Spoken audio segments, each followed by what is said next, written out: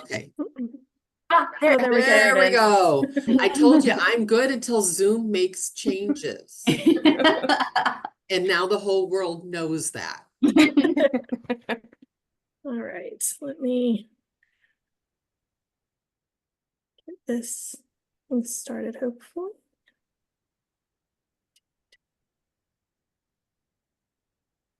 It's happening slowly. Okay, great. All right.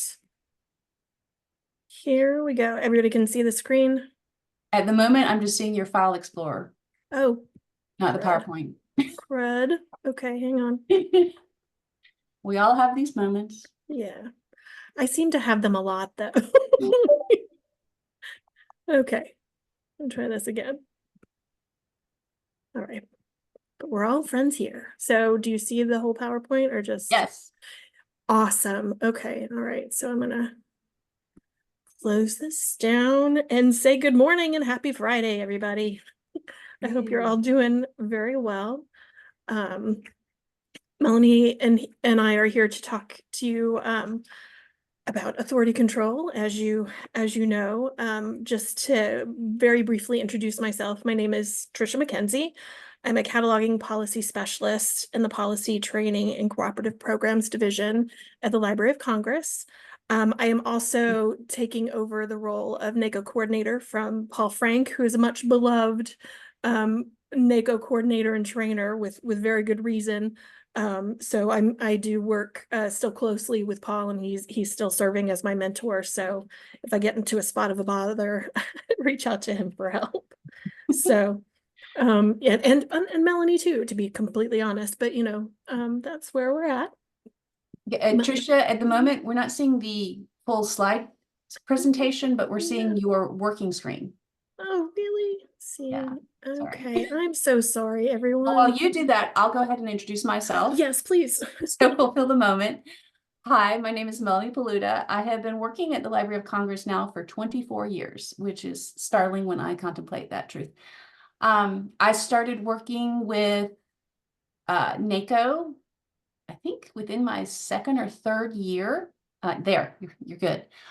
Of working at the Library of Congress, and started being a trainer by my third and fourth year as a descriptive cataloger. So I have been teaching this stuff in some version for literally at this point decades. So it's disconcerting to me when I realize that. But I am always interested in doing authority work. In truth, it's probably the part that I find the most interesting out of all the work we do as catalogers. So I am happy to talk about it at great length. So over to you, Tricia.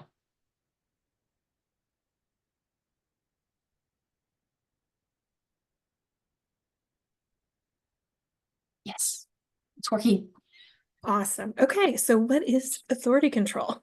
Let's just jump in. Authority control is a process that standardizes information to help library users find the resources and information they need. That's gonna make me manually do this.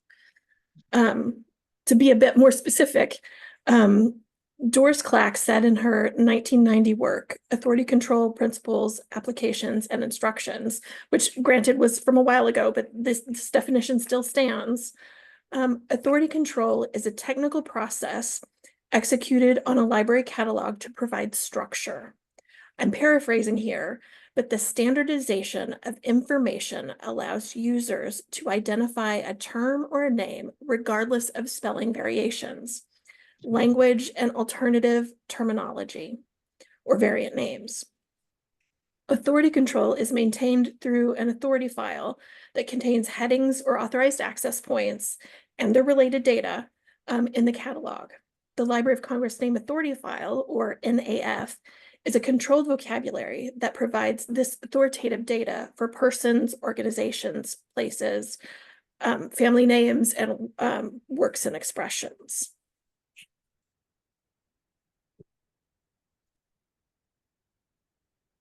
Now, in our catalog work, and I'm including, all of bibliographic records too.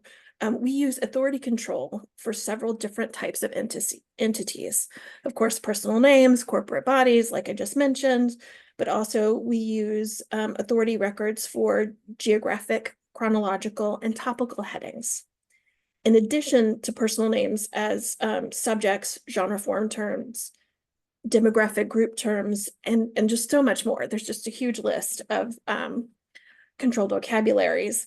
And, I've listed some here. So there's the ones from the Library of Congress that you see here, including LCSH, LCGDT, and of course the NACO authority file, the name authority file. But there are plenty of other examples outside of LC, like the Art and Architecture Thesaurus from the Getty, the ISO 639-2 codes for representations of names of languages. Some of you might have heard of Homosaurus, and so many more. These controlled vocabularies are standardized and organized, arranged, and are highly standardized and organized with words and phrases, and provide a consistent way to describe data. Though the vocabularies you see on the slide are somewhat different in scope and content, what they do have in common for each of these controlled terms is defined or described by a structured authority record. So why is authority control important? Authority control improves discovery and service by making search and retrieval processes speedier and more complete. But how does that work? Authority control facilitates information retrieval by bringing together all works by one author, all films starring a certain actor, all titles in a series, and subjects dealing with a certain topic. Authority control brings together variant names and standardizes multiple forms of a given search term, increases the likelihood that a search term will return all relevant items. Again, the use of authority records in our catalogs dramatically improves the user experience. This, of course, is not to say keyword searches are not important or useful, but many studies have shown that the combination of a keyword and authority search have the best results. Okay, so here I want to give an example about how authority records link to variant names or related entities in the wild. Now, since we're getting closer to fall and experiencing some fall weather here in DC, and my daughter's getting super excited about Halloween coming up, I thought I would use Stephen King as an example for the slide. I'm just now reading my first Stephen King book, which is on writing a memoir of the craft. I haven't delved into the spookier stuff yet, but this is a really good book. And Stephen King is a very good example because he has several pseudonyms and is also related to a corporate body. So I'm going to click through. This is my first time actually using animation, so I hope it goes pretty smoothly.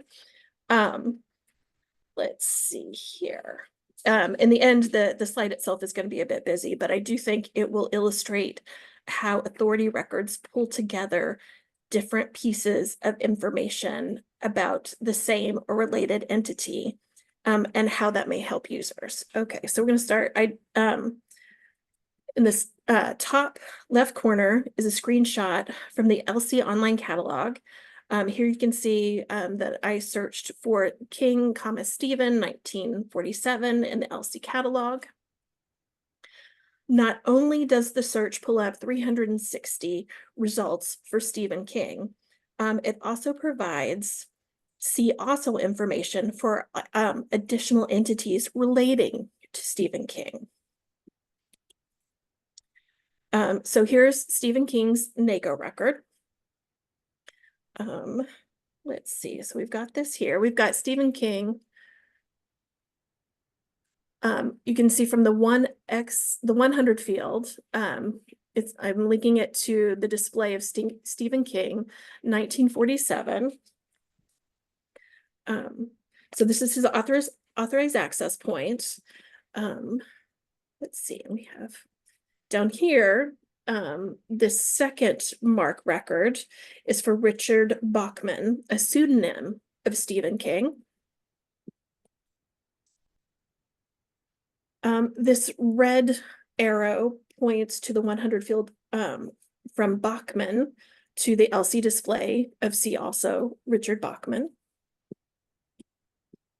And also you can see with the yellow arrow that the authorized access point for Richard Bachman in the MARC field links to the 500 alternative identity of Bachman Richard for Stephen King.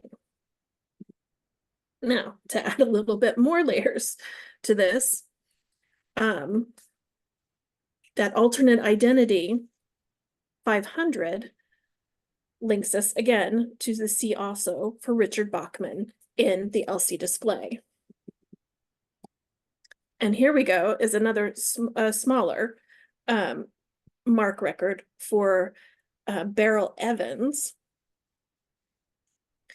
who is another pseudonym for Stephen King.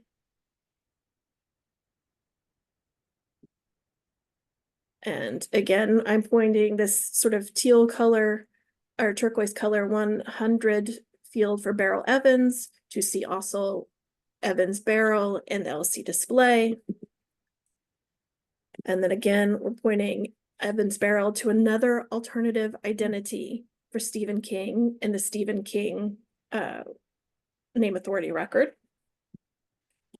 And then to make things a little bit more complicated, Stephen King was a member of a corporate body, this musical group, the Rock Bottom Remainders. So that's how the LC display connects us to the See Also Rock Bottom Remainders group.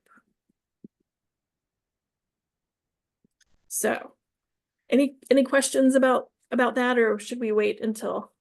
Should we wait a bit for questions? There aren't any questions right now. Okay, all right.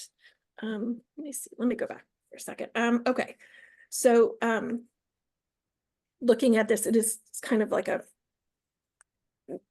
messed up sort of draft spider web, I guess, for Halloween with all the arrows and things. So both Beryl Evans and Richard Bachman are pseudonyms or alternative identities for Stephen King. In the Evans and Bachman records, you can see that the 500 fields for the relationship designators for real identity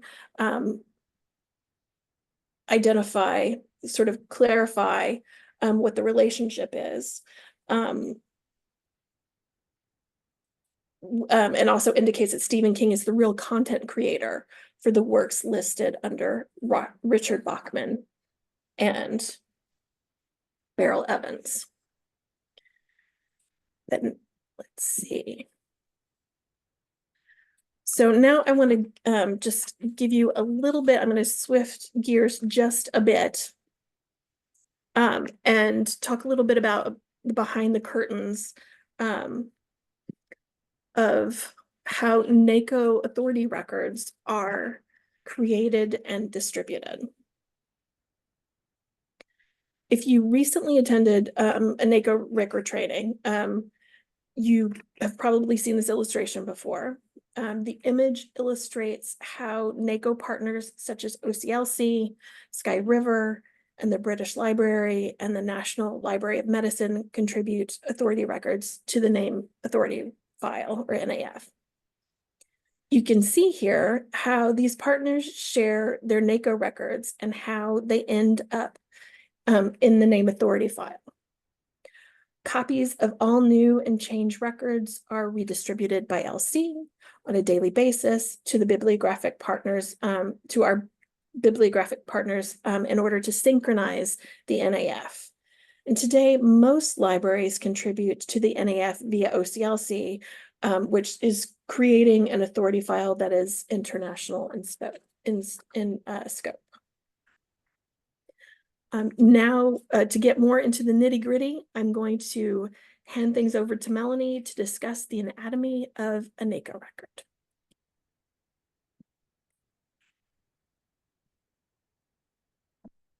There I am. All right, so let me now share my screen once I get my PowerPoint up. 1 second. Yeah. You always do this, and I want you to swap. Okay, good. That's got that going.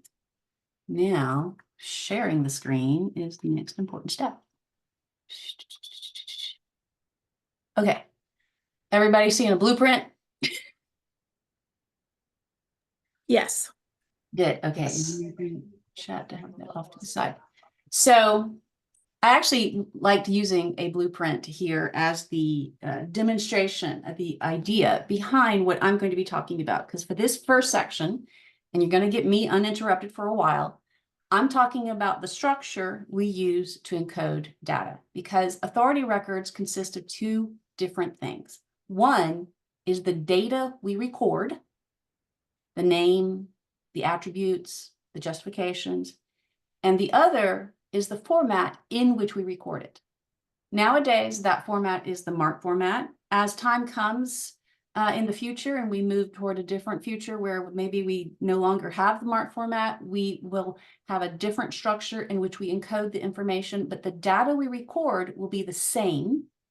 It's just the how we record it that will be the change. But for now, we are very much still within a MARC world, and therefore what I'm going to be talking about at some length here is MARC records, and then how we are encoding the information in those MARC records.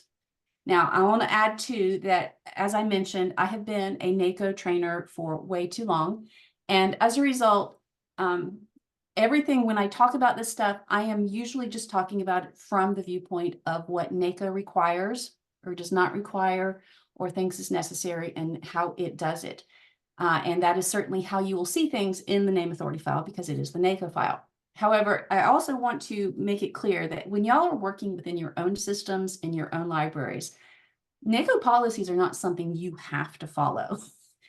So when I say that you have to do this, understand that I'm talking from that NACO context, and that's not necessarily the context that you have to function in within your own system. So just understand that caveat so that I'm not like making you think you have to do something that you don't really have to do. And blast it, I knew that would happen. And I don't know any way to stop it. Okay, sorry. So, all right, come on, do what I'm telling you to do. There, get past this. Yes. So here you can actually see an old record. This is a record that is literally in the card catalog that's sitting in our divisional space. It's for the subject authority file. And this is what we had before we had MARC. So that you understand that MARC itself was an amazing improvement for what we used to have to do. An important thing to remember is the documentation for the MARC 21, a format for authority records, is freely available and accessible to all at this URL that I have on the screen. And as I did mention in chat, we will be happily sharing our slides so that you will have access to this URL. In addition to that URL, off of the LC website as well is the free publication from PCC Z1. This is the descriptive cataloging manual Z1. It is the add-on documentation, I guess you could say, for how we do authority records within NACO. So if you have a question that the MARC authority format itself does not answer, it's quite likely that Z1 is going to have the further details. In addition, it will also have many examples and explanations and background for how you do specific things. So these two pieces of documentation are the most essential pieces of documentation for doing authority work in the name authority file. So understand that, and that should hopefully be your first port of call when you have a question about how to do something. Now, this is just a session for today. So what you're going to get is the really condensed version, probably hopefully within less than an hour, of something that usually takes 4 or more hours. Because when you talk about the authority format and the MARC fields that we use and how we use them within NACO records, that literally is something that takes a full afternoon to teach all by itself. So what you're getting is the very condensed version, and I'm going to highlight what I consider the most important fields that you need to spend the most time on and that you need to be the most comfortable with. Because there's a lot of stuff that in an authority record that is optional data. And so I'm going to focus on the ones that are the required data with some mentions of some optional data that I think is really, really good to have. And then I'm going to mention other fields that we just don't have time to dwell on. So understand that I am highlighting things very carefully because there are things that you must know and things that if you can wait. This little icon up in the top right corner, during this section of the presentation, I stuck those on the fields that I consider the most important. So when you see that little thing, that means I'm going to spend a little time on this. In this case, I don't have to spend a huge amount of time because the 008 fields, most of them, especially when you use one of the macros that OCLC provides, or I believe Sky River also has its own macro that you can use if you happen to be using them. A lot of this will be automatically coded for you, but you still need to know what they are, what they're telling you, and understand when something's off. So for example, in this one, the 00809, which is the auth ref that I have circled down below, is telling you this is an established heading. A NACO record should tell you that this is an established heading in order for you to use it. A reference record is not as useful to you. And I believe that's a very old practice, and you should not find many of them in the file. Second, the rules down at that bottom right corner, the 00810 field, is what are the descriptive cataloging rules that you are using? Now, I actually did a little search because we happen to have an interface where it's possible for me to do this. And I recently did a search to figure out how many records in the authority file do we still have that use the earlier rules. There are, in fact, at this point in time, still more AACR2 authority records than there are RDA records, even though we've been creating them now for over 10 years. But we're slowly but surely getting more RDA records. And of course, as I will mention at a later point, most AACR2 records are compatible with RDA. So if it has that code for AACR2, which I believe is the D code, either C or D, can't remember off the top of my head, that is fine to use. The Z code is, however, the one that you're going to see in any RDA record, and therefore that is the one that any new record should have. Now, this one I'm not going to spend a whole bunch of time on because, as you can see, this has to do with series. And for most name authority records, this is a sidelight. Only if you are dealing with a series authority record do these become important. And most of the time, theirs are going to be either A or B for the 00813, and then A for the 00816. I'm not really going to spend any time on series authority records, but I am going to now stop and say, there's also the fact that you definitely want this 00814 to be coded A, because that enables it to be used as a 1XX or 7XX in a bibliographic record. And the 00815, also, it is desirable to have that coded as an A because that will allow it to be used as a subject access point. I will note something about that later when we look at family records. And then this is one of those where it's simultaneously relevant, but not hugely important if it happens to be wrong. Basically, this will be coded A if it has cross-references, B if it has cross-references that have not been evaluated, that you're going to see in a lot of non-Roman cross-references in non-Latin scripts. And then if there are no 4XX or 5XX fields, it will be coded in. If these are wrong, it's not going to mess you up, but this is something that's good to know. Now, here's one where I'm going to pause a moment, and I will be talking about undifferentiated personal name records at a later point in time. But I wanted to note here that most records, and you really do want it to have an A in the 0832 field, because we do not want undifferentiated personal name records. If it has a B here, that means you have to treat it a little bit more carefully and do certain things that you may not have to do with any other situation. I will talk about that. I believe I'll be talking about that after lunch, but that is certainly something that you will want to notice if you have any question about whether or not this is one unique person on this record. Okay, continuing on. This one also is fairly important in that you really don't want an authority status that is B. That kind of means it's not really ready to be used. Most of the time, it should be A. This needs to be a fully established authorized access point and therefore completely available to use. If it is coded C, that means yes, you can use it, but you need to understand that there's a possibility it's going to change. That happens very, very rarely, because most of the time it's a reflection of the fact that the person who was establishing it did not have all of the language knowledge necessary to establish it with confidence, or they didn't have enough information to establish it in the required form. That really has become less and less common nowadays, because with the internet available to us to do a lot of research to almost any corporate body, for example, it's really unlikely that you're going to have a provisionally coded record created nowadays. So most of these are likely to be old.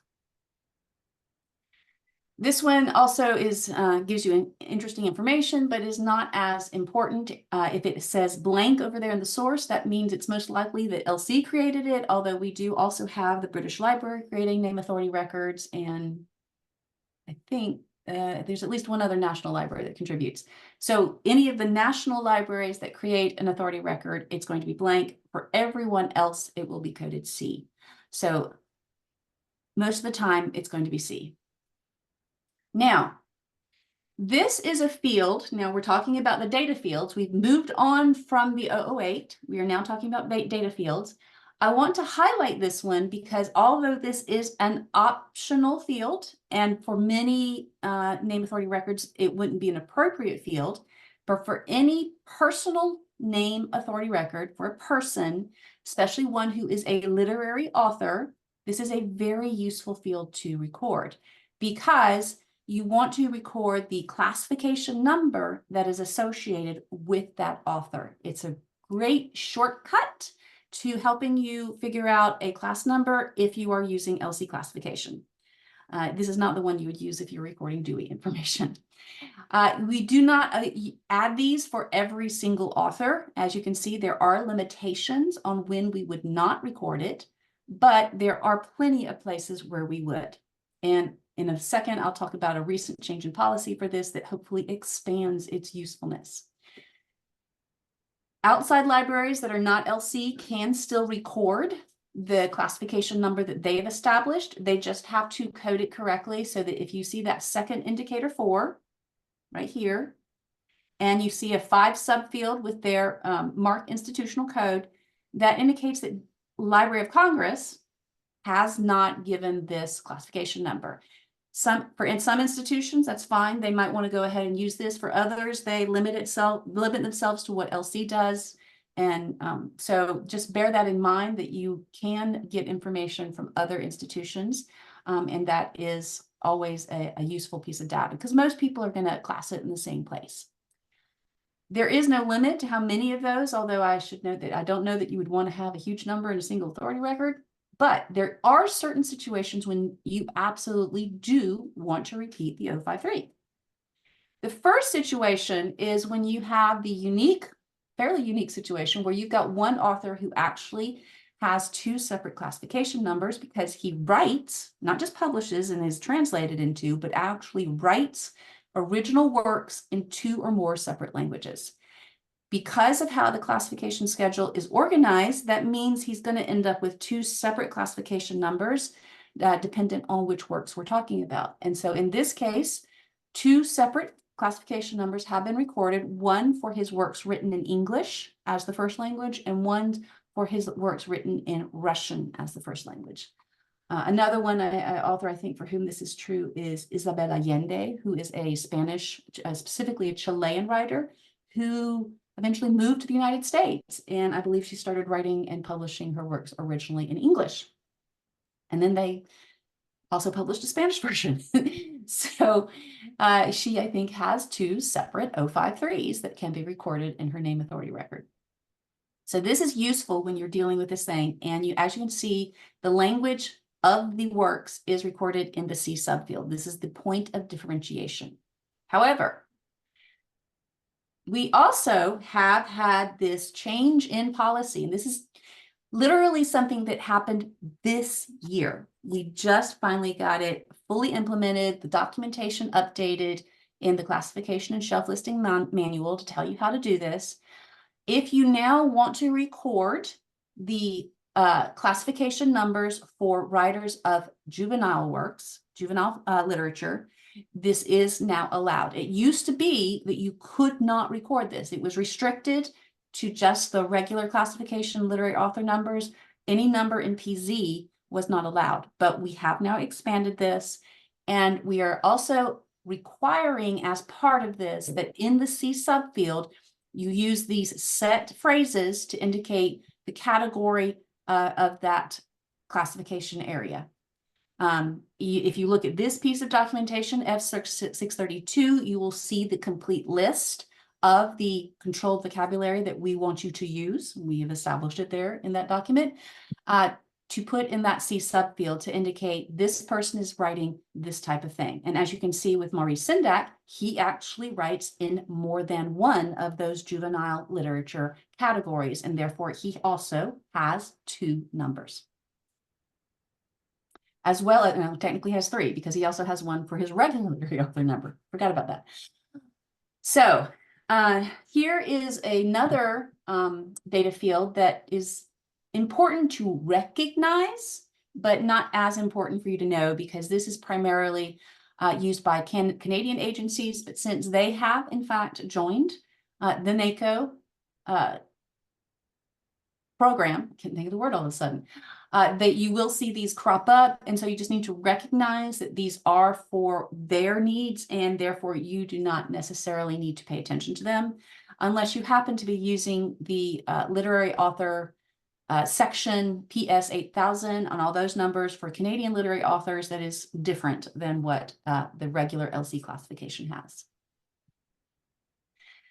Okay, now we're at 2 important fields, and I'm going to pause here and focus on it for a moment, because although these are both system supplied numbers in most contexts, I know that when OCLC, for example, generates an authority record, it will supply these 2 fields for you. But you also need to understand and recognize these 2 fields are required. If you do not have these 2 fields, then it is not an acceptable authority record. The 010 is going to always have the Library of Congress control number in the name authority file, the national authority file. And the 040 is always going to tell us who created it. I'll show that in a minute. And it's also going to tell us if what the language of cataloging is. And if it's upgraded to RDA, it's going to have the E subfield RDA. And that's really the most important thing that I want you to notice, because I mentioned that 008 field that had the Z to indicate that it was what descriptive cataloging rules it was defined under. If it has that Z, then it has to have the 040 E subfield RDA. If it doesn't have that, then it's not an RDA record, and it's quite possibly going to need a little bit of work. We'll talk about that under the changes area a little bit. So understand that these 2 are necessary fields for any NACO authority record. In your own system, I don't know if you actually have to have them, but I certainly think they are necessary here. Notice that there is for the 040, an A subfield, a B subfield, and a D subfield. These always give you pieces of information. If you see something like this, A subfield DLC, that means the Library of Congress created this record, because that's our mark code. And the E subfield, the RDA, tells us that this record has been created according to RDA rules.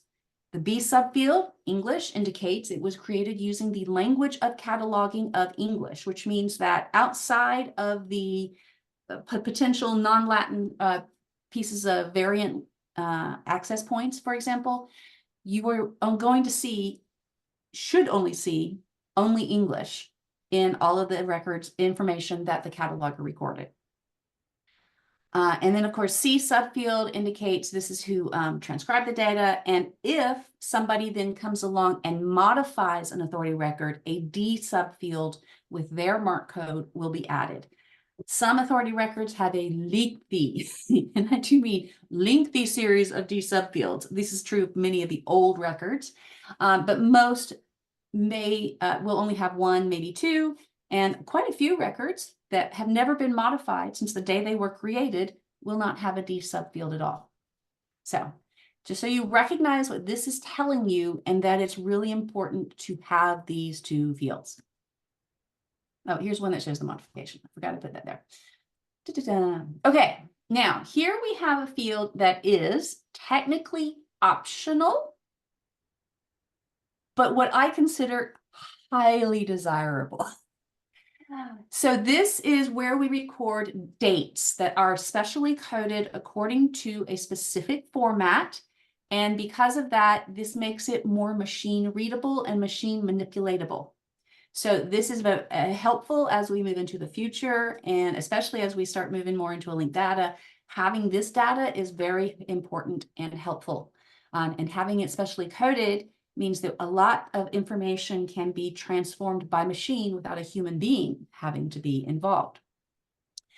There are specific subfields for specific pieces of data. So F subfield and G subfield, you will only see those in person name authority records. The K subfield and L subfield, those will only be in work authority records. O subfield and P is only when you have a compilation, aggregated content. And then the Q and R, which technically I think have not been implemented yet, are going to only really be showing up for corporate body name authority records. And until those are implemented, you can use the S subfield and the T subfield for, beginning date of a corporate body, ending date of a corporate body.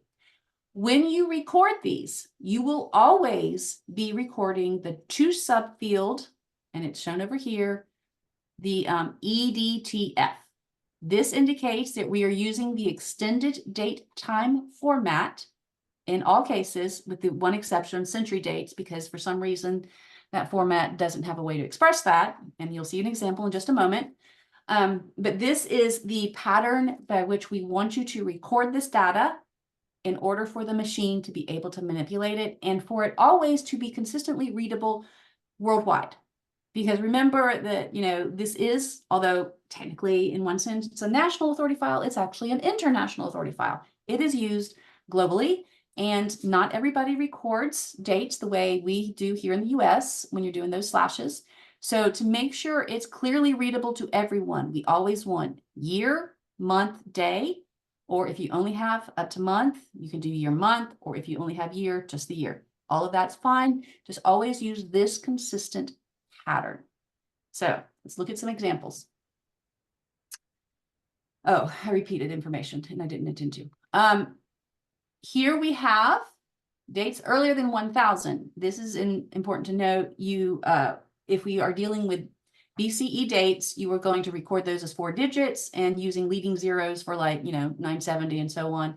And you're always going to have a minus sign in front of them, and you're always going to subtract 1 year. So here we have some examples to look at. The year is 2012. That's in that F subfield, G subfield, depends on what's appropriate, followed by to subfield EDF, meaning whatever happened, it happened in 2012. If you have January 2012, it is 2012 hyphen, you want the hyphen, 01 to subfield EDTF. If you have the year, the date, the actual full date, 2012, the month, 01, do not leave off the 0. It needs to take up 2 character spaces, hyphen 13. So I should note that if you have 1, 2, 3, 4, 5, 6, 7, 8, 9, record that 01, 02, 03, etc. If you have a questionable date, then you still record the date following that same format. So you can be questionable down to the level of a date, but have a question mark. If you have a debatable date, meaning it's either this date or this date, record it in square brackets with a comma. You don't have to have a space between them. If you have an approximate date, add the tilde. And once again, I want to add, you can add that tilde at the end of year, month, day. That's okay. That tilde is expressing that approximate idea. Here now we're finally into those earlier than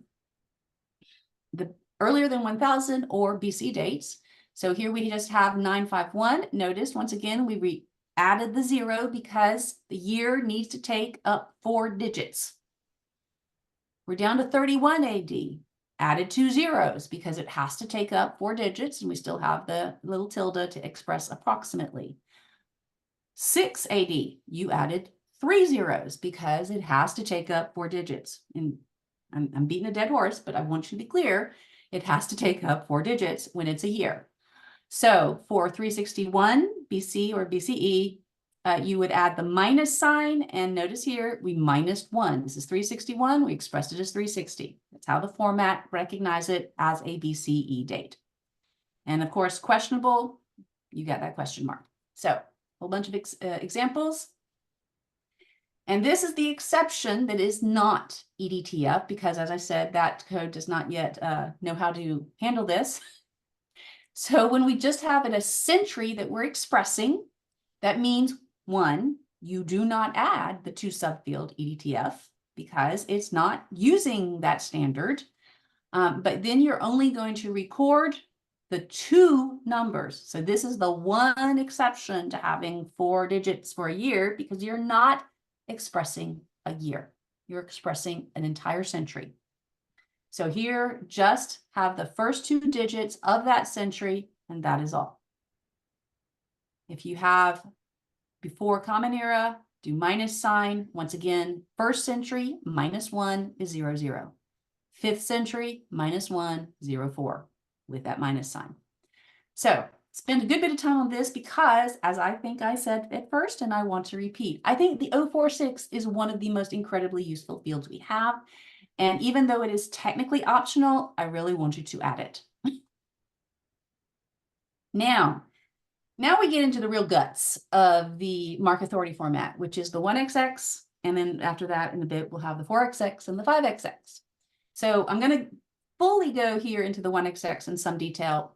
The 4XX and 5XX, we have a little bit less because in a sense, they repeat what's happening in the 100, 110, 111, and so on, because they use all the same subfields. And the way that you format something for the 1XX, they'll be essentially formatted the same way with whatever different data values you're recording in the 4XX. And then, of course, the 5XX has to match a 1XX. So the 100 is for a person. If it is a surname first, the first indicator has to be 1. So that is always either going to be a surname forename situation or a surname without a forename. If you have a forename only, or something that's functioning as a forename, but you definitely have no surname, the only difference is the first indicator will be 0. If you have a family name, which do have a very strict structure, and they're always going to be, hopefully, under some kind of shared name, most of the time surname, that first indicator will always be a 3. Now, that's all of the 100 fields. Next, you have the 110s, corporate body. A 110 that has something set up under a jurisdiction is always going to have a first indicator 1. You'll see an example in just a moment and understand the difference. And then a 110 with a 2 as the first indicator is a regular corporate body, any kind of institution that does not have a governmental association. Next, we have the 111. This is technically I consider meetings kind of a subset of corporate bodies because they kind of are, that's where the instructions all are. The first indicator is always going to be 2, and we'll talk about the subfields in a bit. Then you've got a work or an expression with no explicit creator. This is the title entry only. Then you're going to use a 130 field, and the second indicator is going to be 0.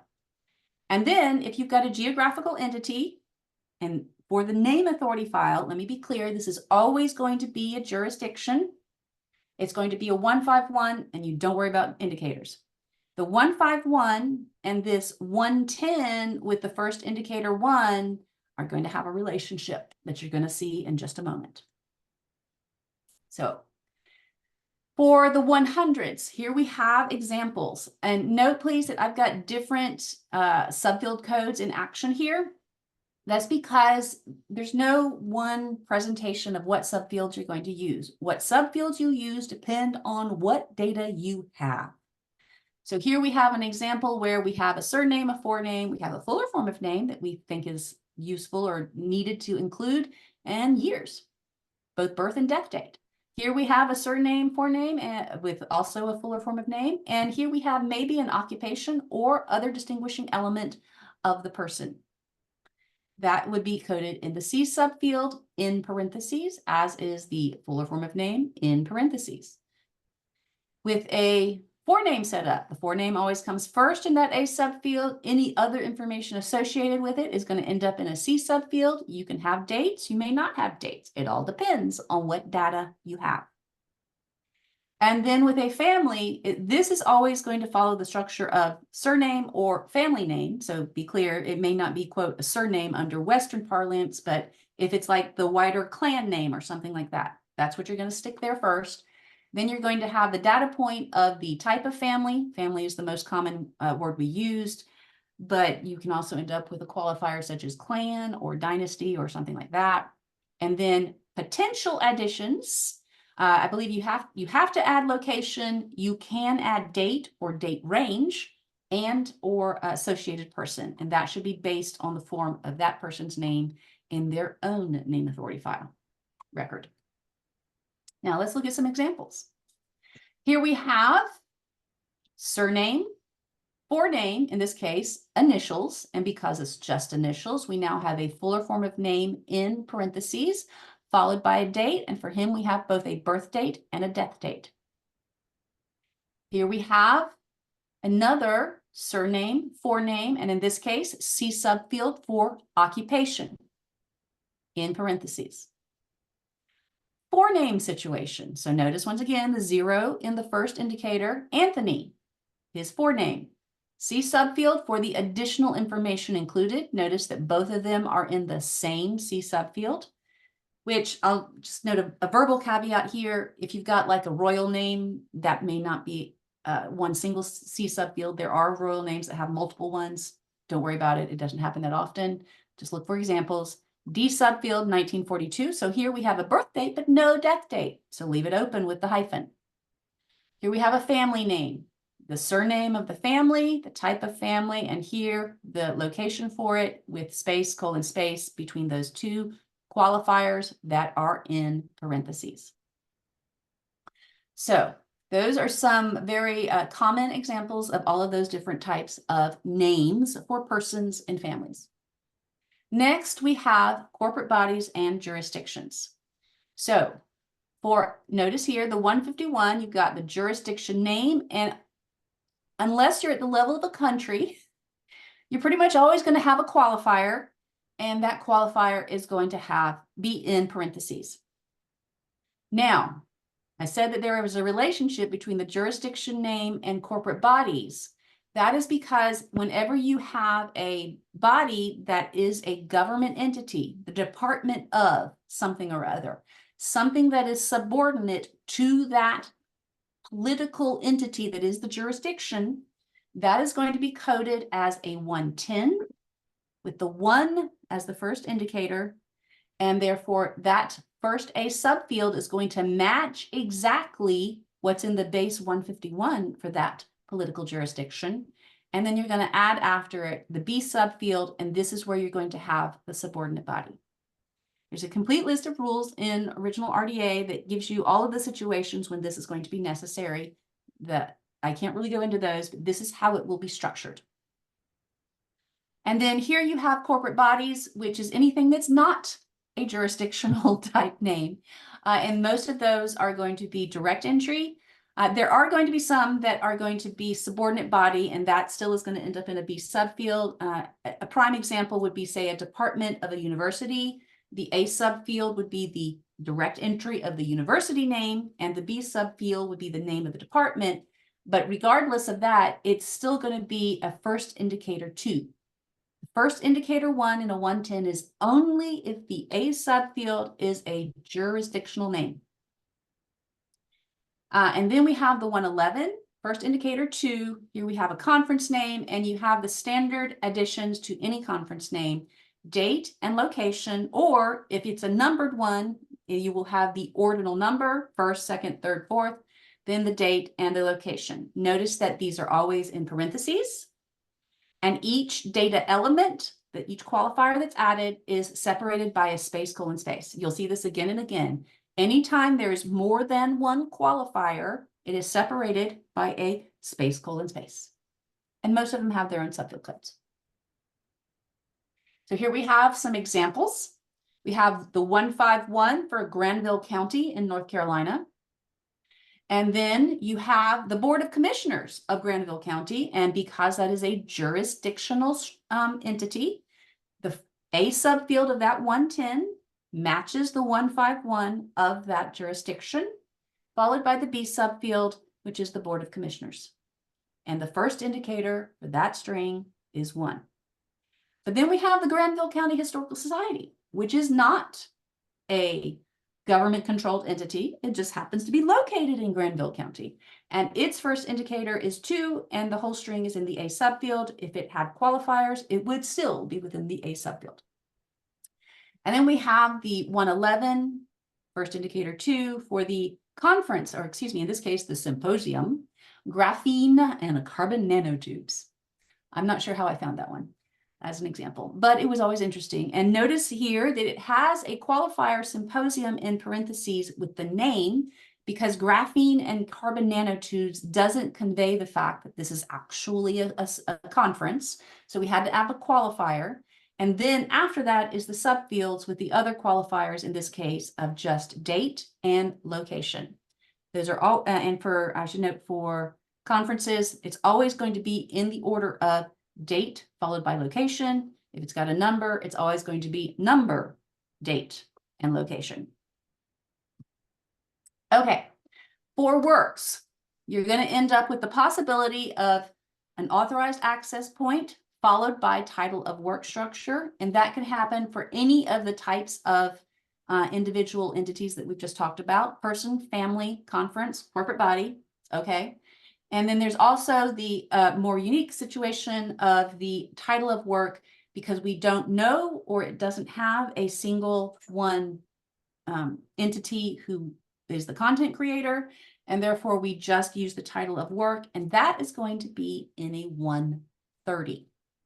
Second indicator, 0, because that second indicator indicates how many characters you skip, and just like you would in the 245, and you're always going to drop a definite article or indefinite article and just start the title of work after that point. And that's why that's always going to be a 0. So here we have some examples. All's well that ends well. I should have done the Much Ado About Nothing as an example, because honestly, that's my favorite Shakespeare play. So you can see here that Shakespeare's full name authority is listed first with the appropriate subfields for that name authority, followed by a period, the T subfield for title, and then the title of that play. It made the word all of a sudden. Here we have Brother Andrew. He is a 4-name structure. Andrew with the qualifier brother, and then we have the T subfield for his title. And then we have one, this is pretty unique, because you're not, most of the time, you're not going to see name authority records that are works based on families, because most of the time families don't author things. But in this case, we've got the whole string for the family name that is using the A, it uses the G subfield all the way to the end. And then we have the T subfield, and this is where we have the title of the work, in this case, an archival collection. Here we have an actual corporate body that is a jurisdiction and a title that the corporate body wrote. These are rare, just note that, but they do happen. And then here's one that's a more general one, the Medical Research Council of Canada, qualified by Canada. That actually should have a period there, sorry. And then a T subfield for report of the chairman. So what's in that first part should always match what's in the separate name authority record for that entity, whether it be Shakespeare, Brother Andrew, the Weir family, state of North Carolina, or the Medical Research Council in Canada. And then we have a 130. This is for a newspaper, so it doesn't have an authorized person or corporate body in charge of it. It's just the title entry. And so you have North Carolina Spectator and Western Advertiser. In this case, no qualifier was needed. And then finally, expressions. Expressions always, please note this, always build upon the existing authorized access point for the work. So everything from the very beginning of the A subfield to the end of the title of work section and whatever qualifiers may be in that section, that should match what is the unique authorized access point for the work. After that, you have separate subfield codes to add pieces of data that are specific to an expression. Does one single expression have to have all of these? No. Most expression authorized access points, honestly, only have one because most of the time, I mean, the most common expression you're going to see is translations. And so the L subfield is probably the most common additional subfield that you're going to have here. And it will have the language, and that how that language is written is based on the MARC code list for languages terminology. But it is possible to have multiple pieces of data to make an expression unique. And so I'm showing you all 4 of the options: language, date, content type, other distinguishing characteristic of expression. If those are added, if you have more than one of them, you will generally add them in that order. So L subfield, F subfield, H subfield, which used to be S subfield until they fully implemented the H. And then finally S subfield, and then that final other distinguishing characteristic of expression is always in parentheses.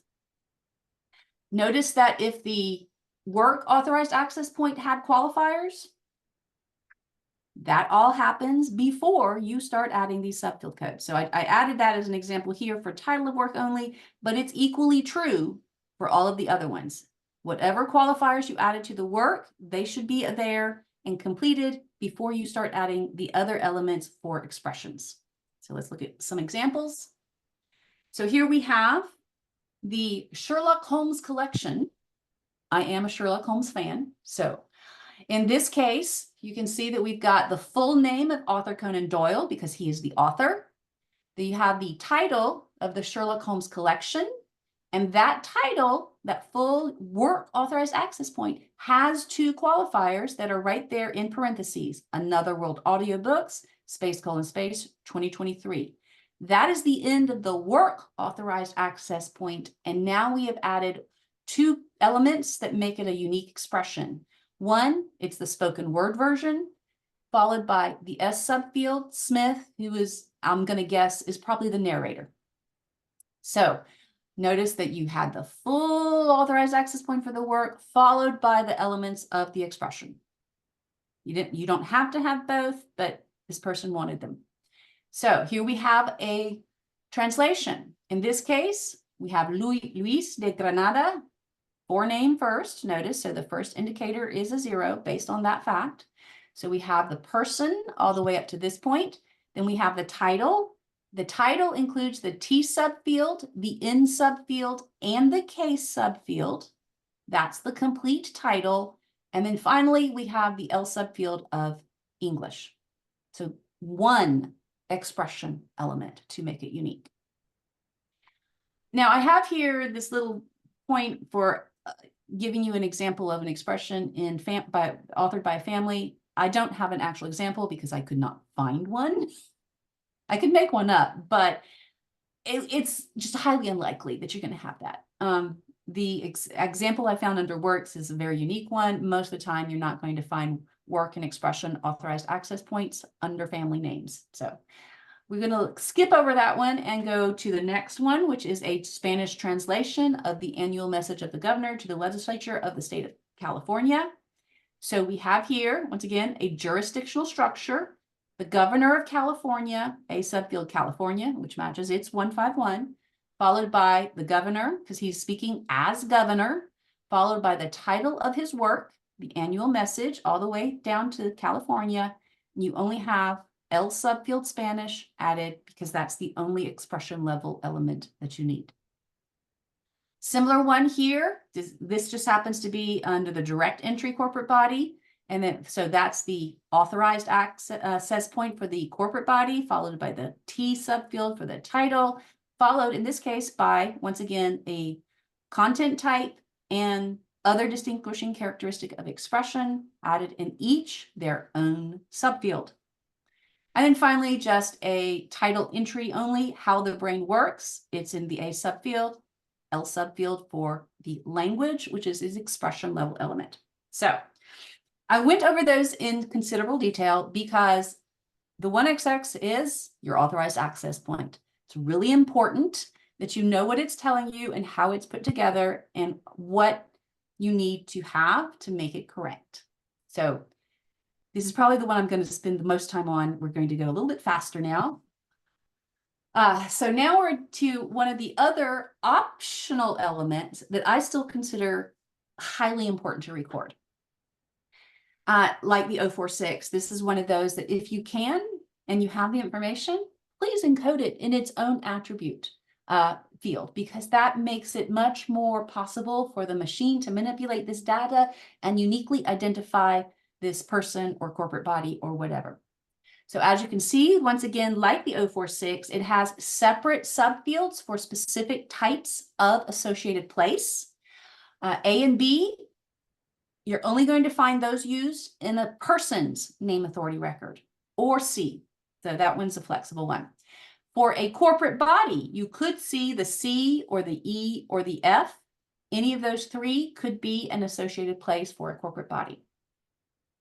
For a work, G is the primary one that you would see associated with that. The S and the T are start period and end period, and those are the start and period and end period of the association of that place with the other entity. So it's not like the place itself has a start and end period, although it does, but that would be recorded in the name authority record for that place. What you're talking about is, okay, I worked, for example, at the Library of Congress since the year 2000. So if this was my name authority record, I could have the associated place, other associated place, well, this is not really the associated, with Washington, D.C., that's what I should have. The place, I could have Washington, D.C. as the other associated place with me from 2000, and I would not have a T because I'm still there. So that would be something that is giving the timeline of the association of the entity with the place. And if you record that kind of data, you're going to have to record separate 370s if you have multiple places to record. When you do record a place, you need to tell us if it came from a controlled vocabulary. By preference, we tend to go with the name authority file or the Library of Congress subject authority file, because you can record places that are non-jurisdictional. So if somebody's born in a Pacific city, you can record the form of that city, Washington, comma, no, not comma, Washington, parentheses, D period, C period, close parentheses, to subfield NAF to indicate it came from the name authority file. I wasn't born in Washington, D.C. That was totally a made-up example. So always indicate where the source of the term came from. It does not have to come from the name authority file or LCSH. Those are just two of the most commonly used ones. So here you see examples, and notice that what you are recording here should match up with the form of that place as found in its name authority file. But if it did use other subfield codes, you would get rid of them. It should be just the character string of the letters. All of these come from the name authority file. So to subfield NAF, and then you can, as I mentioned, record places that are in LCSH because they're not jurisdictional places. Some people are born in something that's not really a jurisdictional place. Or at least it isn't any longer, such as Pompeii.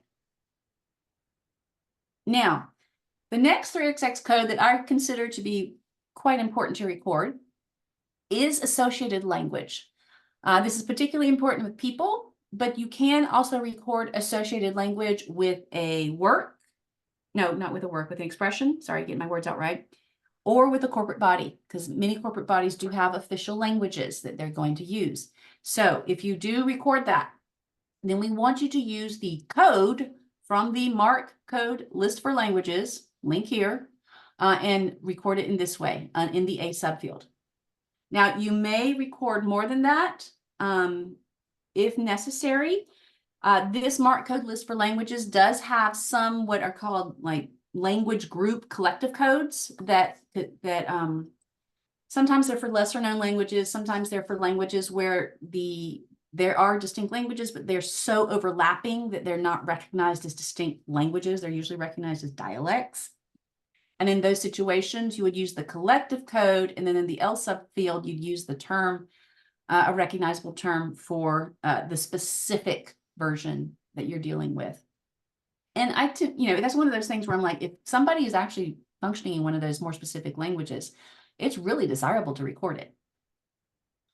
So this is something that we want you to record as much as possible. By default, like I said, we're going to want what's in the A subfield. Don't use the L subfield unless you're working with one of those collective code situations. Now, as I mentioned, there's a bunch of fields that are optional and available, and they're honestly not as important. In my opinion. Oh, and I said unintentionally repeated 371. Did not want to give that greater importance because that's probably one of the least important fields to record. All of these are desirable in one level or another. We certainly, if you want to take the time to encode something to that level of specificity, it's helpful, it's useful, but it is not absolutely required. And so I don't want to make you feel like you have to record all these things, but if you can and you have the data, it's always helpful to add them in. If I had to pick out certain ones that I think are a little bit more important than others, I would say that occupation is high up there, as are other distinguishing characteristics of work or expression, and maybe other attributes of person or corporate body. Those would be probably my top 3 out of this list of optional 3XX fields. But there are examples in the database where almost every single one is used. I'm going to show you one shortly. Now, the 4XX is, let me check my time. I don't want to lose track.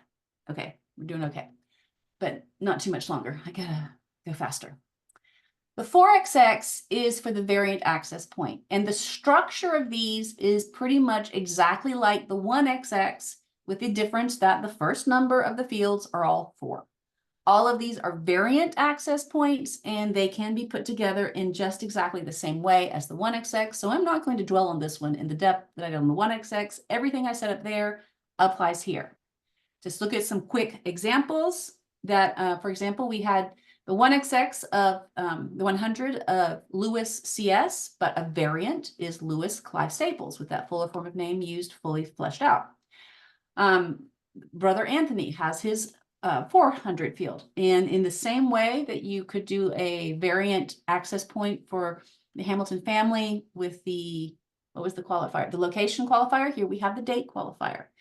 The same way you can with the Granville County. The Board of Commissioners didn't have a UF, but a C reference, but the Clerk of Court did. So here is a variant version of that. Here is a variant of the 111 that we had, the Graphene and Carbon Nanotubes Symposium. Remember, it is qualified, and here we have it with it inverted. This one has a variant, the North Carolina Spectator and Western Advertiser, because before it was spelled out with an and now it's done with an ampersand, because it appeared that way. And then, of course, for the jurisdiction, we have a different representation. This is actually a very old representation of a jurisdiction, and therefore it's an old variant.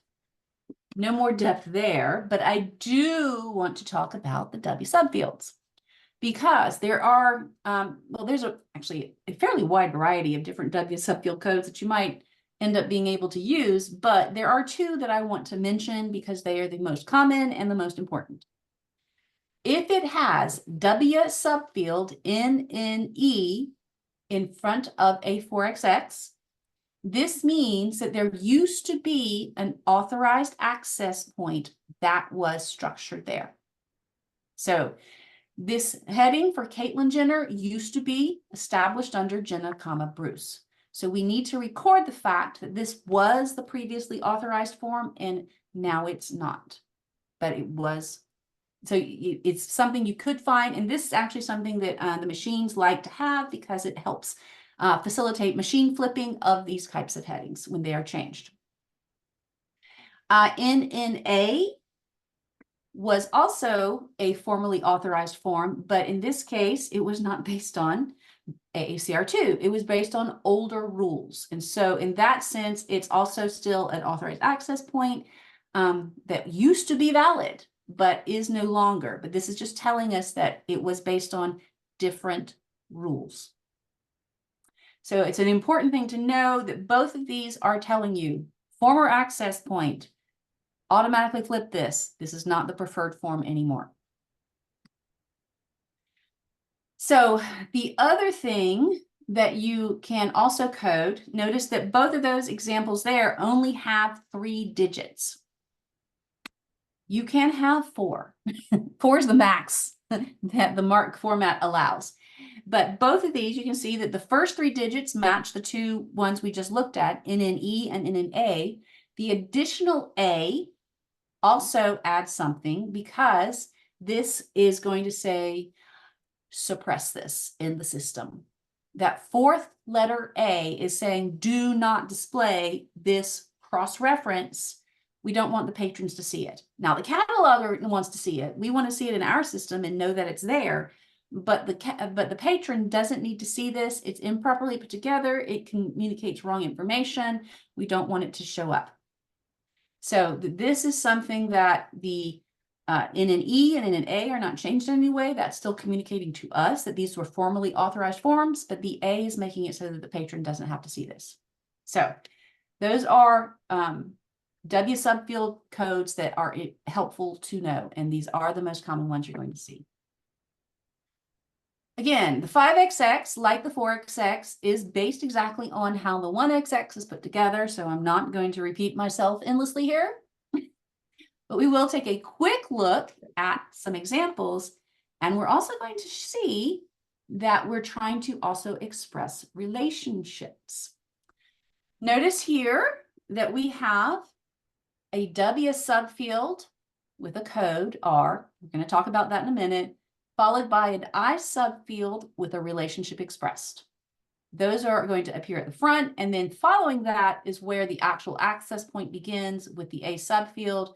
So just like as if these 2 subfield codes were not there, this is where the actual access point begins with Hamilton, Charles Eaton, D subfield 1816, 1855.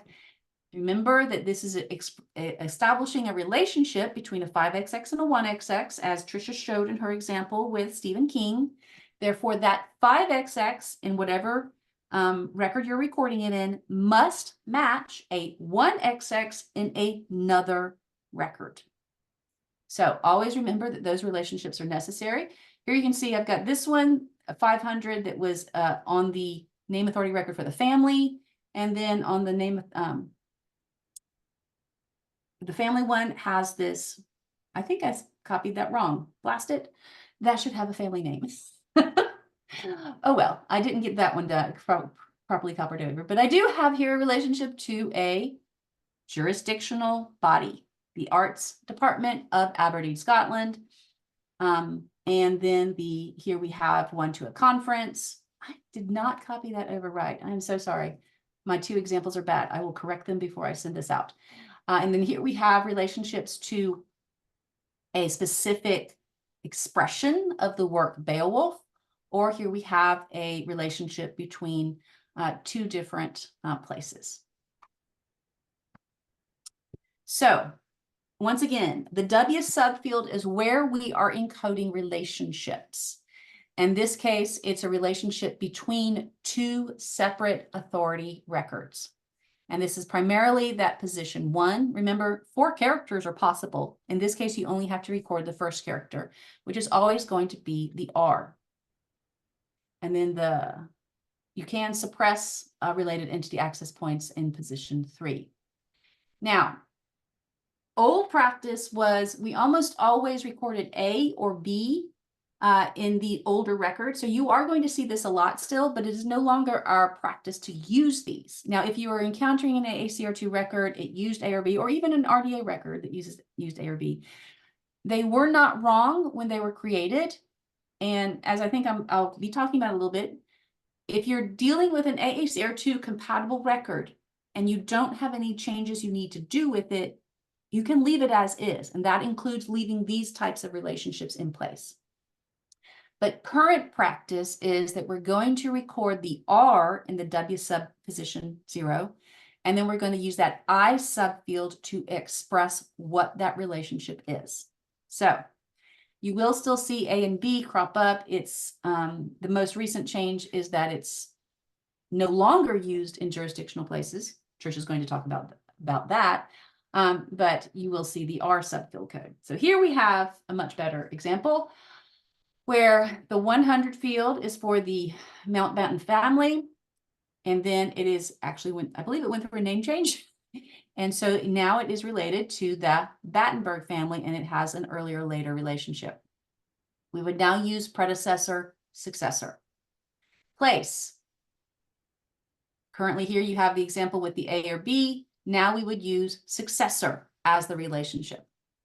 And then all other relationships, you are definitely going to still now use that W subfield R, I subfield, express the phrase, capitalize the first word, put a colon at the end. And that is the consistent pattern we have for expressing those relationships. On occasion, and there is one specific situation where this comes into play, we're going to put NNNC in that W subfield. This really only comes into play when you have a person with more than one bibliographic identity.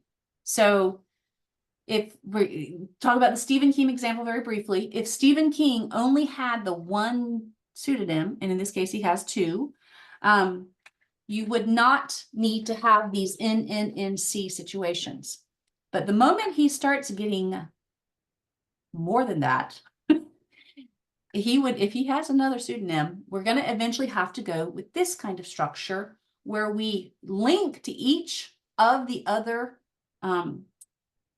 identities, but we code these NNNC because we want the system to give all 3 of these options, and also add this 663 to tell people also look under these different access points. And it's not always going to crop up.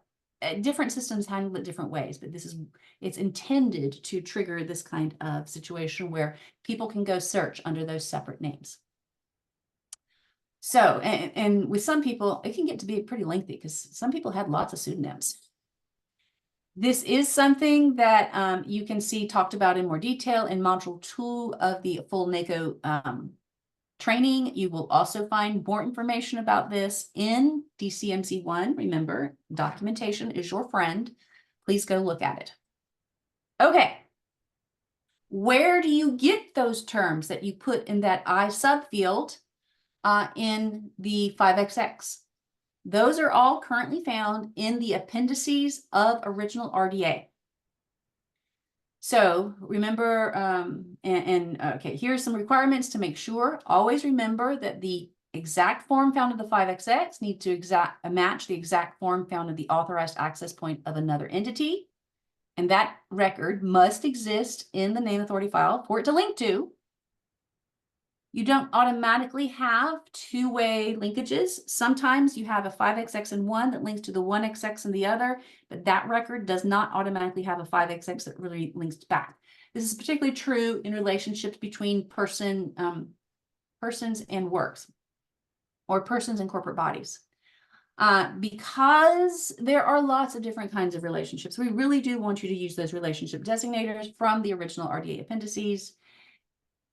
But if you really don't know what the relationship is, it is possible to use a 5XX without the W subfield and the I subfield.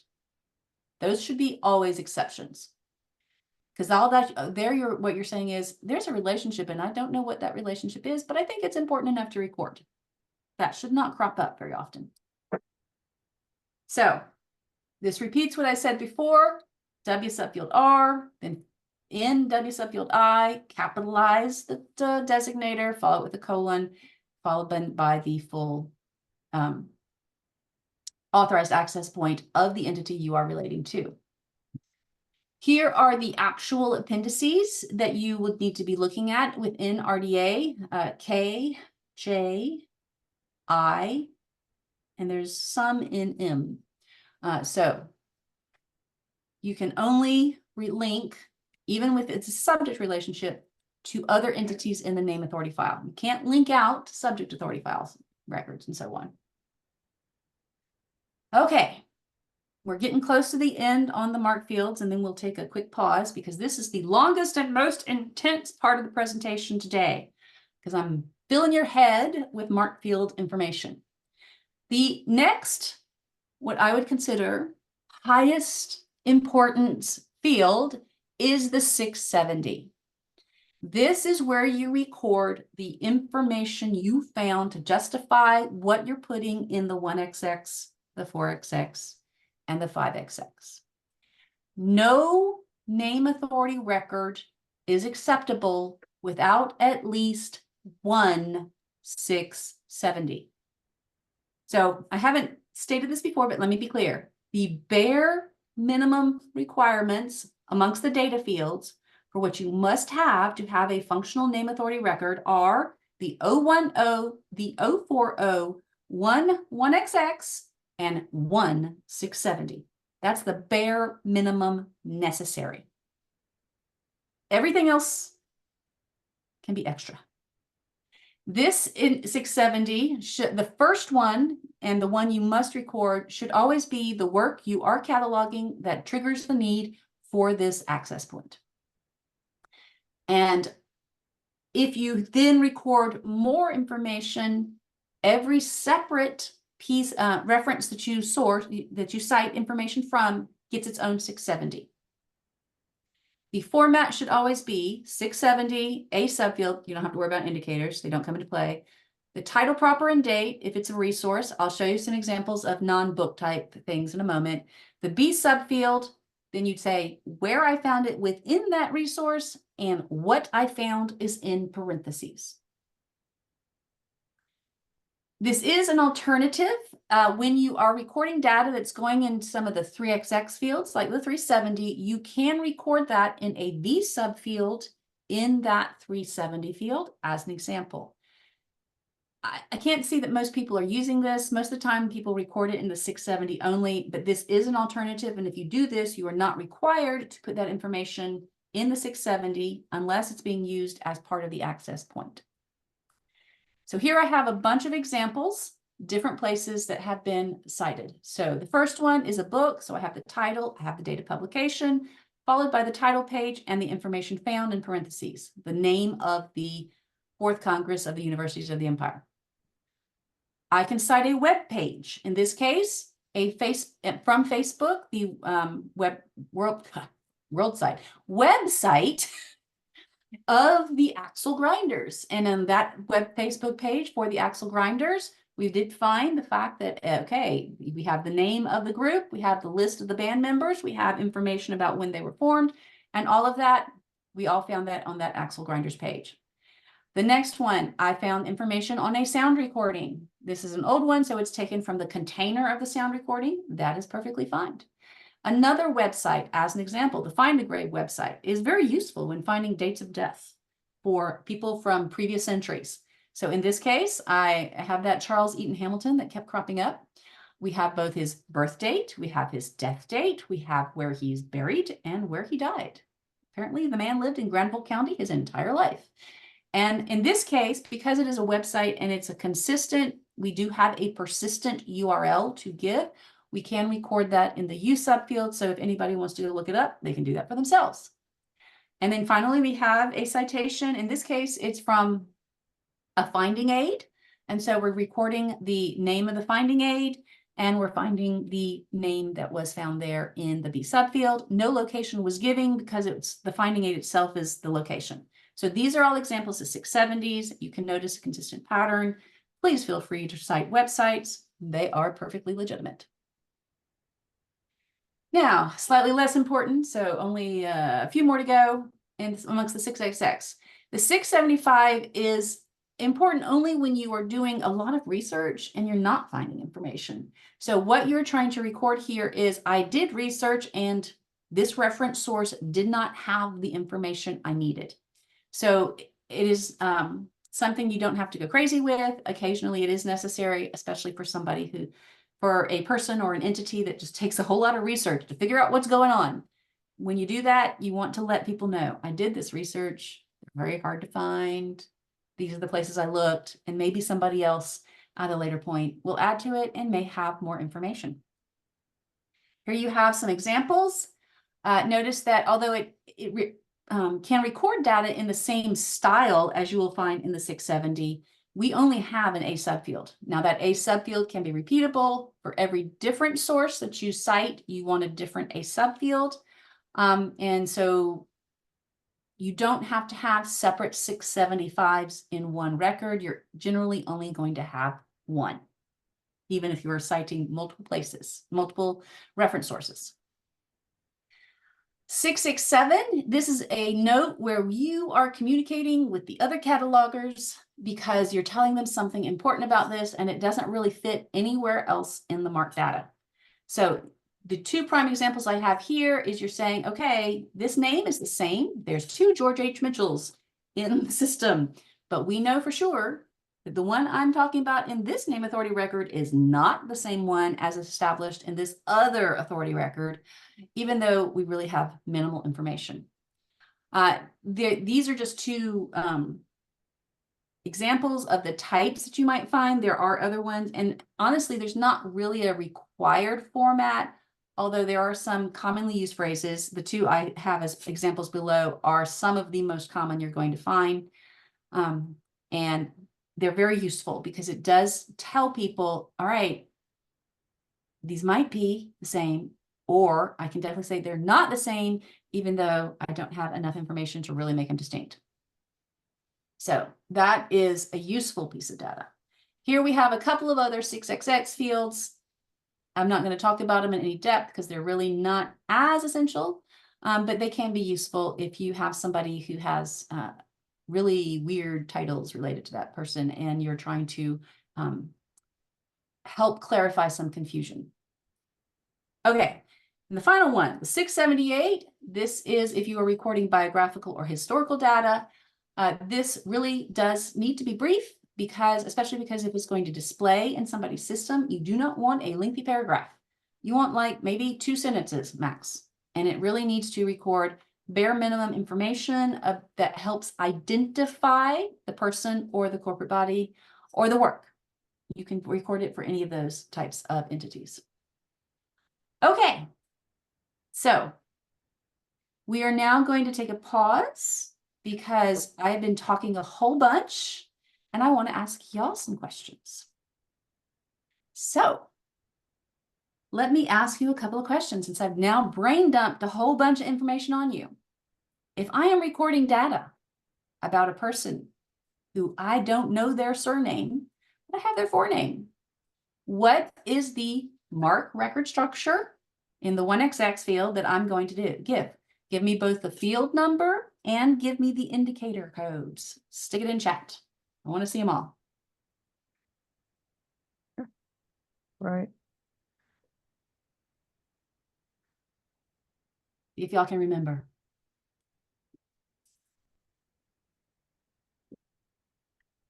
Not when it was over an hour ago. Yeah, well, that's why we now are taking a pause and thinking about it. So remember, we're talking about a person who doesn't have a surname. And so we're doing a 4-name structure. What is the first indicator? What is the field number?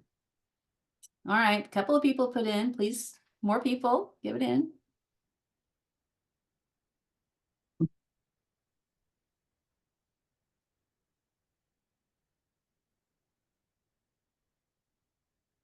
good. I'm seeing several of you getting it right. Is it? Excellent. So I'm seeing a clear pattern. You're all getting it. Oh, and somebody's even adding more detail. Excellent. So yes, a 100 is the data field.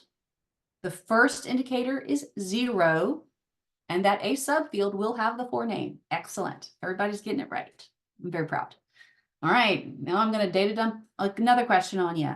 If I am establishing the, what is the word? Department of Human Resources of Centerville, Virginia. You now know where I live. The Department of Human Resources of Centerville, Virginia.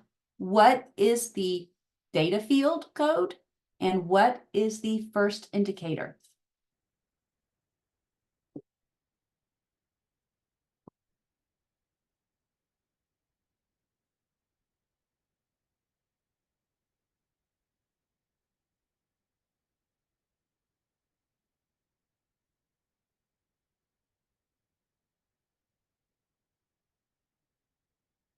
More people want to try? Feel free.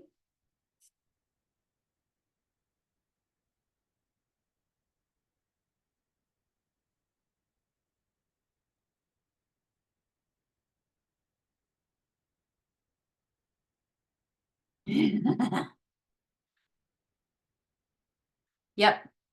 Y'all are all getting it right. It is a 110 because we're talking about a corporate body. The first indicator is a 1 because we are talking about a jurisdiction, a place, and we are talking about a subfield for that place. Now, here's a on top of it question. What is the subfield code in which I would put Department of Human Resources for that same structure?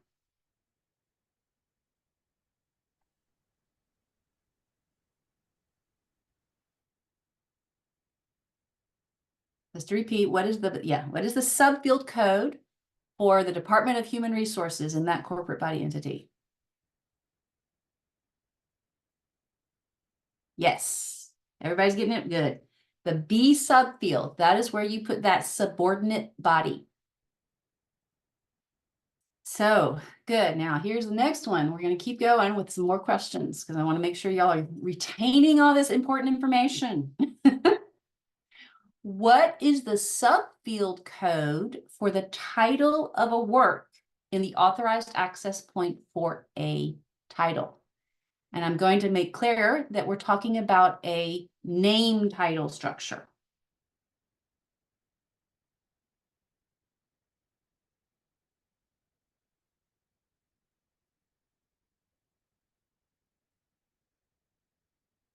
Right. If you've got a name title structure, so it's like that All's Well That Ends Well by Shakespeare, that title should appear in a T subfield. Excellent. Now, let me add you a little trick question. Hopefully, you'll get it. Where should a qualifier for that work appear? What subfield code still should we be in for the work? If I have Shakespeare followed by All's Well That Ends Well, and that's in that T subfield that we just identified, where should I add the qualifier for a work? I want to be clear, not an expression qualifier, but a work qualifier.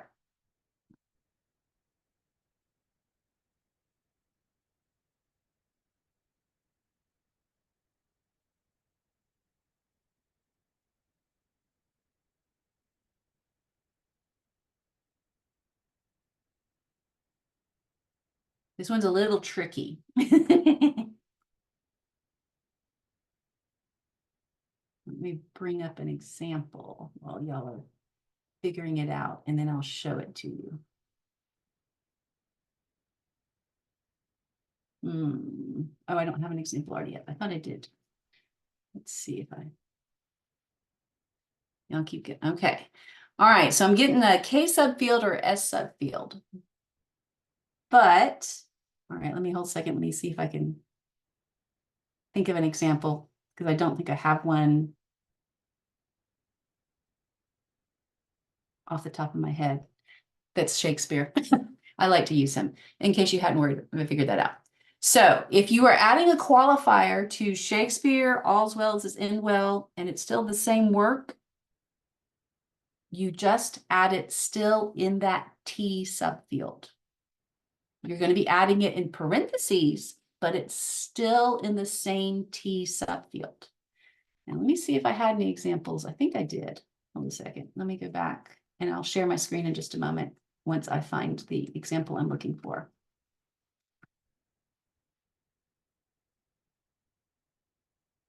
Yes. Here's one that does show it. All right. Okay. Share. All right. Notice here, this is under the family name where we've got the full authorized access point for the person. And then they've got our T subfield for the title of work, Weir Family Papers. And here's the qualifier, archival collection 1765 to 1929. And because it's the two, it's got the space, colon, space. This is an example of one where I'm adding a qualifier to a work access point, and it just gets added on to the final access point. So in this case, it's in that T subfield. If I was adding something to Shakespeare, all's well that ends well, and it was still a work qualifier, I would add it right there at the end in the same T subfield in parentheses. That is specifically for the work authorized access point. Now, here's the other question that builds on that. What subfield code would I add the qualifier of language for the expression?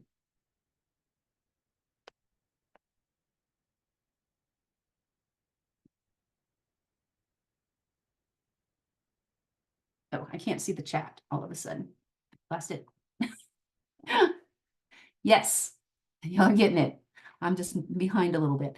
Yes, L subfield is indeed the subfield code in which you would add the language at the end, because now you're talking about a separate data element that's related to expression. Those get their own subfield codes. Very good. Okay, so I quizzed you all. That's enough quizzing for now. Let me take a moment, take stock. How are we doing with time? I'm losing track. I knew I would because this section, because it's the longest section. Okay, so. It is 12:21 Eastern time. Yes. So, all right. So with that in mind, it's been a lengthy stretch for right now. I want to take 5 minutes for everybody to get up, stretch, move around. I need to go do the same thing. And then I'll come back and we will look at a bunch of examples of actual records so that you will be able to recognize the different types of authority records. I've kind of talked about them in some detail now. You're going to now see them in live records. And then we're going to talk about what is a good record and what is a bad record and why. So in 5 minutes, by my watch, it's 12:22. I'm sure, I think for all of y'all, it's 11:22. At 12:27, we will resume and I will talk a whole bunch more. Okay, I'm going to pause the recording. Sound right. Okay, so now let me reshare my screen and y'all get to see the joyful view that I deal with in my cataloging system, because I wanted to show you an example and we'll look at some of these fields that we just talked about very briefly before we look at some other examples of just the different types of authority records. So here we can see what I emphasized, I think, hopefully very clearly. The 010 is absolutely necessary. And here is the LCCN for Shakespeare's name authority record. There's a whole bunch of interesting and helpful data here, but the next then that's very important is the 040. You can see here it was created by Library of Congress, language of cataloging English. It's using the RDA code. It was modified by Library of Congress, and then it was modified by many different people over time. As you can see, as an old record, this one's got a lot of work in it. Excuse me. Here we have what as I hopefully stated clearly, is one of the most helpful and important fields is the 046, because this is a person, F subfield and G subfield, year, month, day, coded with 2 subfield EDTF. And the next one, which I regard as not as essential, but definitely much desirable, what is the classification number for this literary author? And in case of Shakespeare, he actually has a whole range of numbers and not just one specific number, because, you know, we write about him a whole lot. Then we have our 1XX, and it is 1 because it's a surname, forename situation. A subfield, his name, D subfield, his dates.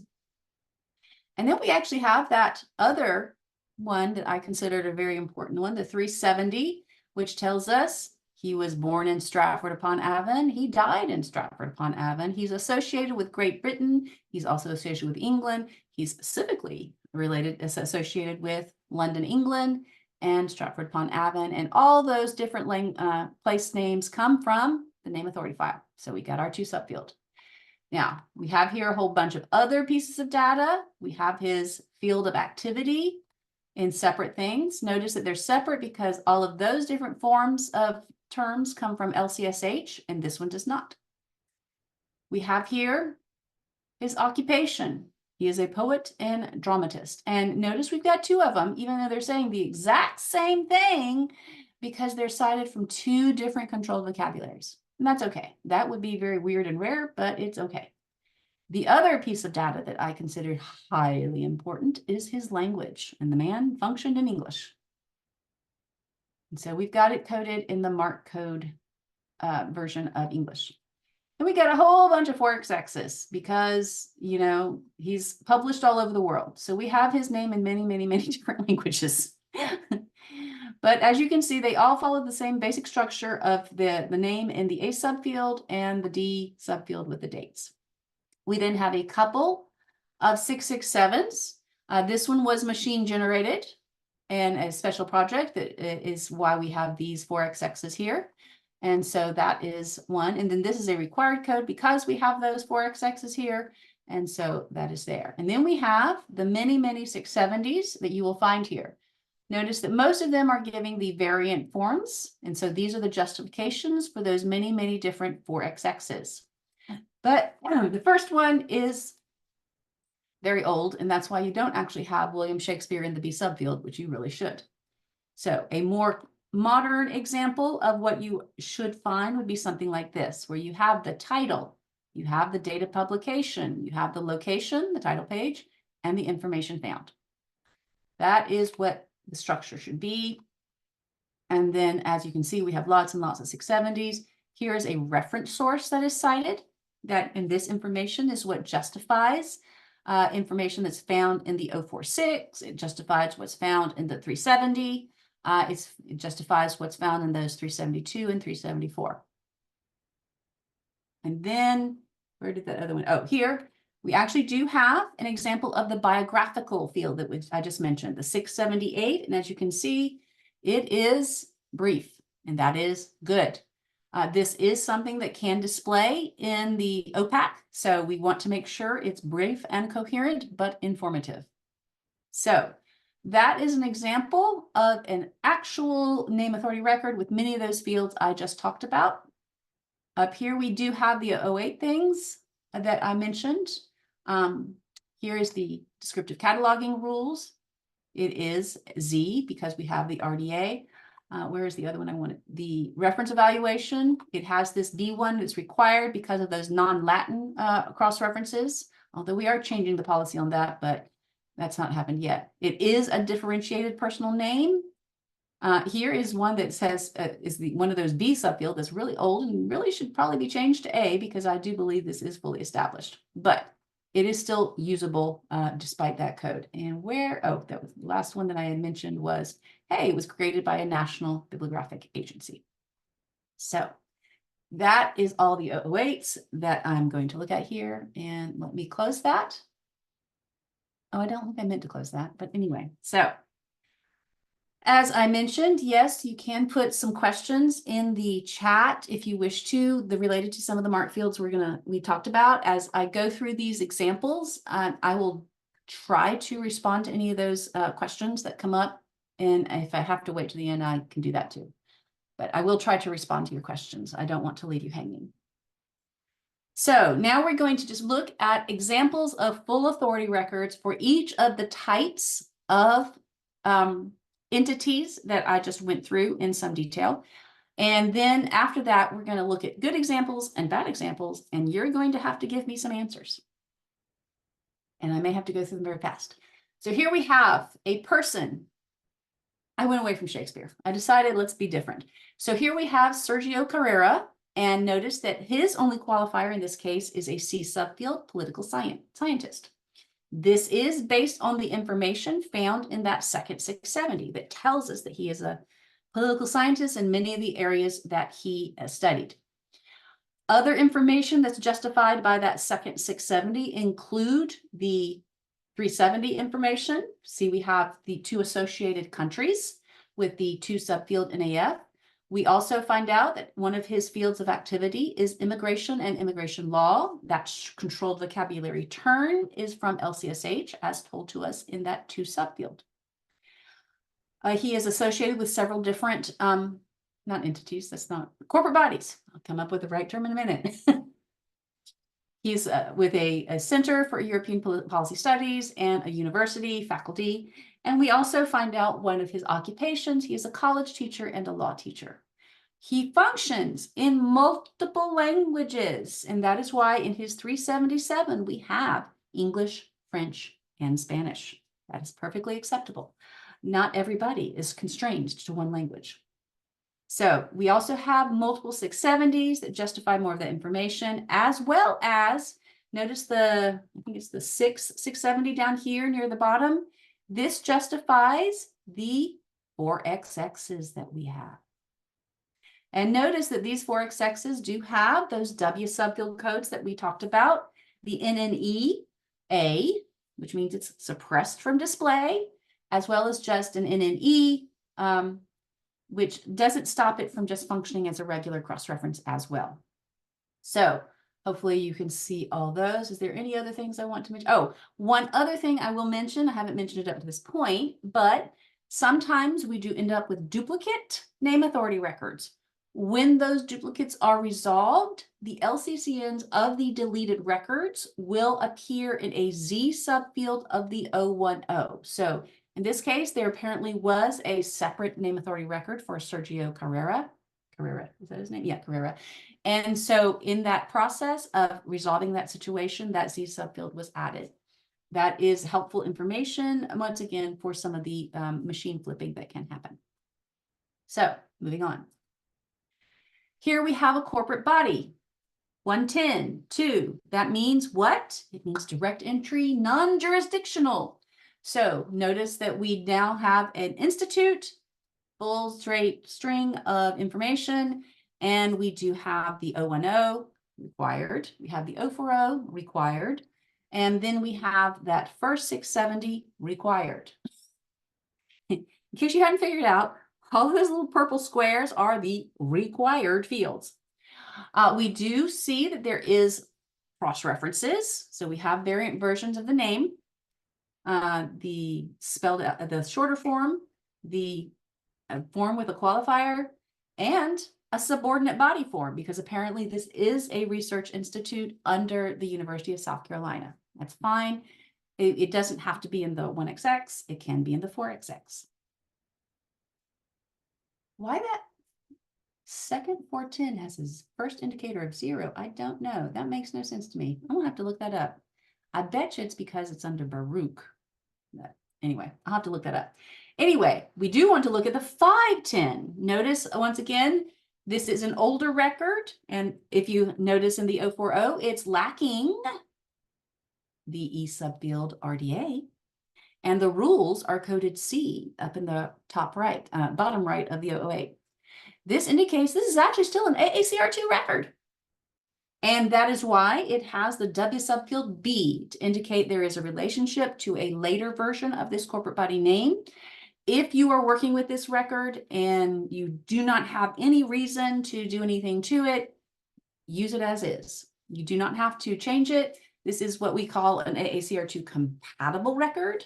And that is, in fact, very useful, because otherwise the amount of name authority work we'd have to do would be horrible. Here we have a jurisdictional corporate body. Notice the 110 has that first indicator 1, and the South Carolina is in the A subfield. And then, of course, we have the actual department in the B subfield. Notice that we do have several variants in the 4x-axis showing the abbreviated form of department and the inverted form of the department name. Neither of these are required under RDA, but they're not bad things to have. And since this was actually created a long time ago under ACR2, at least one of them was required back then. And once again, we do have a 510 with a relationship to an earlier form of name, because this is, although this has been upgraded to RDA, we did allow those earlier later codes to still be used for quite a while. And we do not require you to update them. And then we also have a 510 without a W subfield. Notice this is just saying it's related to the Department of Agriculture. This was an old practice that happened when a name change went from an old name to a new name back to an old name. So since it was a circular relationship, we didn't have a W subfield. And so that is something you will find as well. The 670s, the first one supports the current form of the name, as well as the older form that we have in that 5XX. And what does the second? Oh, the 675 indicates the form not found, which is one of those things that indicates a change of name. So, corporate body example. Here we have a conference example, and this one is a numbered conference example. So notice that at the end of the name of the conference, the annual IFIP WG 11.3 Conference on Data and Application Security and Privacy. My goodness, that is a long name. You have the in subfield, followed by the beginning of the parentheses, and then you're going to have the ordinal number, 33rd. This was a long-going conference. That's pretty amazing. Some of them are very short. And then you have the space, space, because remember, if you have multiple qualifiers, that is how you separate them, followed by the subfield code for D, date, 2019, space, space, C field for location, using, in this instance, excuse me, since it's using the name of a political jurisdiction, that's based on the form found in the name authority file. And that's actually should not have South Carolina spelled out. The 368 does have congresses and conventions. Once again, this is optional information. 372 gives us the field of activity of this conference, computer security. That's, once again, optional, something to code. The information is kind of already there in the name, but that's okay. And then we have variant names. Notice that all of the variant names maintain the qualifiers that are found in the 1XX in this case. And then, of course, you have the 670 that justifies all of this information, that it justifies the name, the full name, a variant name, and yeah, all of those different. Oh, and also forgot, it encoded the dates. I almost missed that. In this case, remember, S subfield and T subfield are acceptable for conferences to the start and end date. And since this lasted only 3 days, it has the start and end dates of that conference. Don't forget the 2 subfield EDTF. Here we have a jurisdiction. Notice that with jurisdictions, you pretty much are always going to be in a subfield of your 151. So everything's there, and you have the qualifier in parentheses. This 670, the first one, supports it. And then we have a further piece of Atlas information that supports it. This is not showing what we should have, which is a 670 from GNIS, where it looks it up. And it does require that we add in a 781. I haven't gone into that, but you will find this in the DCMZ1. We want to have the structure that would be necessary for if it is used as an indirect geographic subdivision in a subject string. So that is what the 781 is giving you. We added the 043, which is the geographic area code. Once again, optional but helpful. And we have the required fields of the 010 and the 040. Here we have a family name. Notice once again that the first indicator in the 1XX is 3. And then we have the qualifiers after the surname for family, space, because we got 2 qualifiers. And for the location, the C subfield is the standard usage. We've got a bunch of associated places. We've got a type of family in the 376. We do have the language because this family does have an association with English. And we have a relationship to a specific family member. And all of that information is justified in the 670. For a work, this is a name title work. Instead of working with just Beowulf, I'm working with something who talked about Beowulf. So the 100 has the authorized access point for the author, and that's full with A subfield, Q subfield, and D subfield, before we get to the T subfield with the title. And that is based on the information found in the 670. You can see that the 046 gives us the date of creation of this work, 1968. That's when it was first published and talked about. And is there anything else I want to mention here? Oh, just the standard 010 and 040. A lot of times, I think people don't realize that a name authority record can be pretty minimal. And this one's pretty minimal, and that's okay. This one, on the other hand, is more lengthy, but we're talking about Beowulf, so it's got a lot of information to tell us. Here you have the required 010 and 040, and notice the 046, it has this interesting 07UU/1100 because they don't really know when it was written in the case subfield. And I believe to get that structure, they actually had to look it up in the ETTF because that was not one of the examples I showed you. But we do know it's associated with England, G subfield in the 370, and we know what the form is. That's the 380, the form of work. It's epic poetry, and we have an associated. I always get it mixed up. The 385 and 386. One is for the characteristics of the creator, and one is for characteristics of the audience. I think this is the audience. So the Anglo-Saxons were the original audience for Beowulf. We do have a variant version of the title. And we actually have, notice this is interesting, we have a variant access point under the name of a person, a name title structure, because he is one of the proposed authors of this poem. It's not proven, and I don't know that it's widely accepted, but that is enough to justify a cross-reference. And then, of course, we have a 670 with multiple reference sources giving us information that supports everything that we've encoded up here. But then we also have those who have actually translated Beowulf into English. A lot of people don't realize, but it has to be translated into modern English because it was written in Old English. If you tried to read it for yourself, you would not be able to. The language of translation is what's in the 377, and the 381 gives us other characteristics of this expression, which in this case are the surnames of the two translators. So that could be used to add to the 1XX. You could have that S subfield with Stone and Keating, but it is not necessary. It's already plenty distinct. Here's another version, though, that did take the time to add that S subfield, translated by Walter Hamilton. And noticed here, as opposed to this example that did code it separately in the 381, this one did not. Is that okay? Yes, it is. The information is there in the 670. It's fully justified. You can add it and also use it in the author's access point. All good. We do have a case subfield, which is based on the date of copyright and publication, and we have our required fields, blah, blah, blah. Okay. Okay. So I went through this really quick because time, and we'll all be hungry. So before I move on to where I'm going to ask you a bunch more questions, does anybody have any questions about what I showed you really quickly there? I'll give you a few seconds to think about it and type something in, and if not, we'll move on to the next section.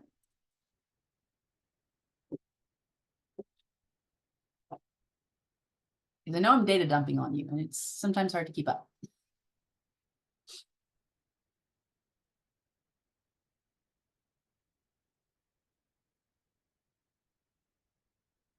Okay, not seeing any questions popping up. So now we're going to look at some good examples and bad examples of mark authority records. What makes them good? What makes them bad? I will be asking you questions as we go along, but I won't always expect you to know the answers. Okay, so here we have a name authority for John Smith. What things would you look at this record and say, this is a good thing? And are there any things you would look at and say, this is a bad thing?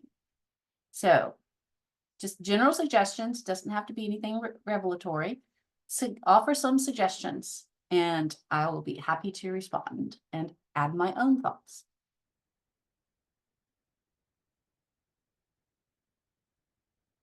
Let me clear this out of my way so we can see what people are going to say. Yeah, okay, good. Is there anything good about this record? Is there anything bad about this record? So feel free to speculate. Well, hopefully the fact that there is an 040 A subfield DLC is good. Although I will say, I've seen some of the stuff my colleagues put out and it's not always best, but generally LC catalogers produce decent quality name authority records. Yes, excellent. There is an 010, an 040, and a 6XX. It meets all of those base requirements for the required fields. Also mentioning, of course, that the 100 field is also absolutely required. Yes, it has the 046 separately coded as well as those the 010, 040, and 670. Good point. That information is not justified in the 670s, but please note that this is an upgraded record from AACR2. If you don't know this, if you look at an LCCN that's old like this, the first two digits, in this case 80, indicated this was probably created in 1980. Which means that the 670 requirements were not as intense as what we want nowadays. So that's one of the reasons why you don't have all of this there. But when this was upgraded, they did take the data from the existing access point, so the D subfield codes, and put them in an 046. And so that was good. Just something for you to notice, but you don't really have to pay attention to it. Once the Library of and Archives Canada joined, they actually do have a practice that sometimes mean we'll have these 700 fields in here in the name authority records. This has to do with the fact that they have actually maintained dual authority files. They use the NACO file as their English file, and then they have another one called PFAN, which is a initialism for something in French that I can't remember what it is. But this form comes, I believe, from that French language authority file, and they're trying to maintain a connection. So I mentioned that because it's interesting, it's helpful to know about, but it is not something you have to do anything about or pay any attention to. It's really the Canadians that do that. So, very good. I think one of the things, though, that hasn't necessarily been noted is that this is John Smith. John Smith is one of the most common names around in an Anglo context. We have a lot of John Smiths in the name authority file. And a very important thing about this is that this authorized access point is unique because we have dates. So the more common the name is, the more you need to add something to it that makes it unique.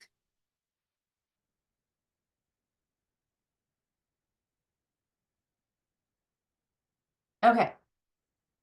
So let's look at this one. We're still, I believe, on this is still a personal name. So looking at these codes that I have circled, what's good about them, what's bad about them?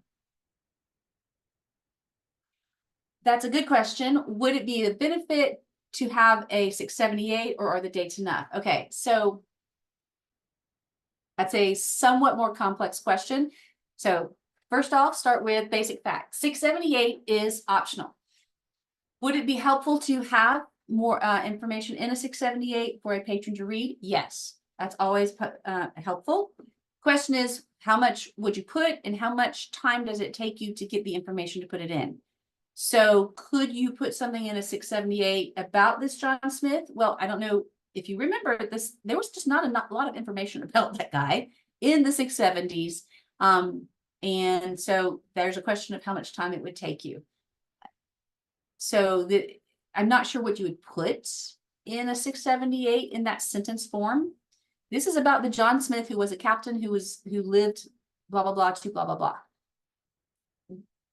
Unless you could have a little bit more detail, who was important because of this, or who had this occupation or something like this, I'm not sure what would be additionally helpful there, as opposed to just having those dates in the authorized access point. So it's a it depends answer. And sometimes the it depends is related to the authority record that you're working with and the identity that you're trying to bring out. The more important the person is, well, not important, but the more well-known the person is, I think sometimes the more likely you are to have enough information to create a beneficial 678. Okay, so what do these 008 codes tell us? And hopefully I can remember them all, because I am so used to working in Voyager in our system that I do not always remember what these different codes mean. I'm pretty sure I remember. So does anybody remember what these codes are, and are they good codes to have?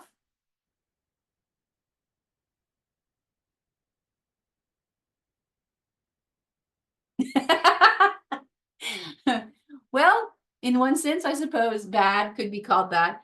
And in one sense, it just indicates that this particular record doesn't have any cross references. So in a sense, it's just a data point. But it's bad in the sense that, you know, cross references are useful. So that could be it depends on how you're looking at it. What does the rules code tell us?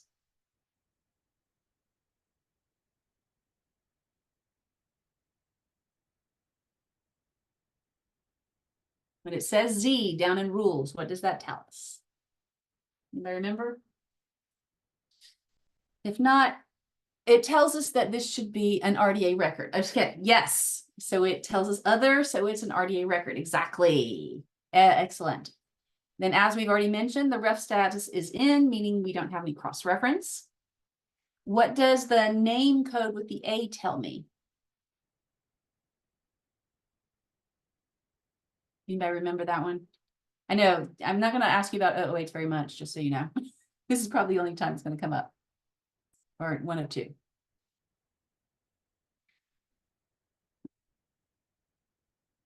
Ah, got it. Yes, it is a differentiated personal name. Exactly. And that is desirable if you're dealing with a person's name. We really don't want to deal with undifferentiated names. They are an annoyance. And what does the name use tell me code, that A? Does anybody remember what that one is?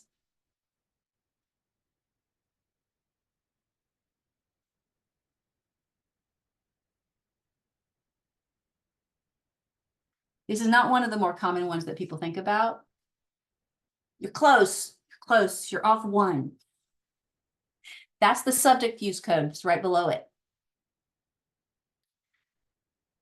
Right. Excellent. I don't know how to say your name, RK Nauer. But yes, the name use code tells me that I can use it as an access point in a 1XX field or a 7XX field. So that tells me it is acceptable as a descriptive access point. And Andrea, you were close, because like I said, the subject use code, the A right below it, is what tells me I can use it as a subject heading. So that is a good thing. So that's what a lot of what the 008 can tell us. And so if you ever have a question about it, this is one of those things that you might want to be able to look at. Now, here is the up part of it. Is this a good enough record? Is this a bad enough record? What is this good? Tell me what's good, what's bad.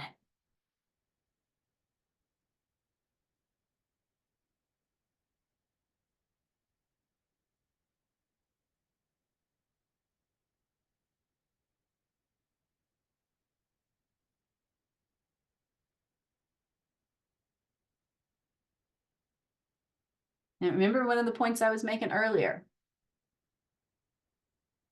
There's bare minimums you have to meet for it to be an a NACO record, an acceptable NACO record.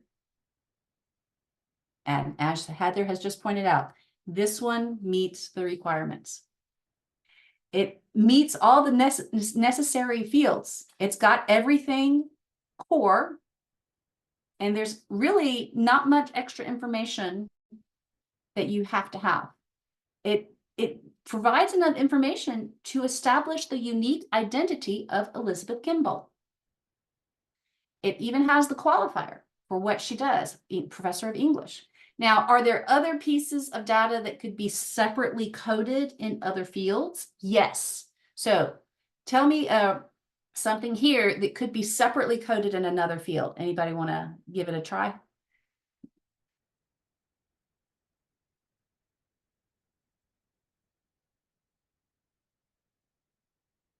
Now, it has a Library of Congress authority number, and that's already in the 010. But yes, you could code 377 for English.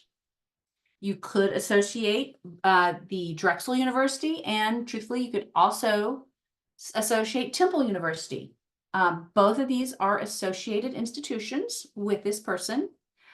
Something else you could separately code, yes, is occupation, because we know what she is, a college teacher. And another one is we could code her field of activity. She's assistant professor of English or rhetoric and composition. So there's a bunch of data here that could be separately coded into other fields. The 370, 372, 374, 377. Is it necessary? No. I specifically chose this example for this reason. I wanted to make it clear to everybody that this is still a perfectly good NACO record. It does what it needs to do. It could be improved, but that does not mean it is not an acceptable record. Okay, I wanted to spend some time on that because of that very point, because a lot of people go crazy with wanting to separately code stuff, and it's just not necessary, even though I like to do it myself, and I totally encourage people to do it. I just don't want people to think it's required. Why is that doing that? I did not do that. Okay. So here's another one. Let's look at this one. Why is it good? Why is it bad? Any ideas? And I should note that some of the reasons why it might be bad are really go back to the fact that this was done in earlier stages of RDA requirements.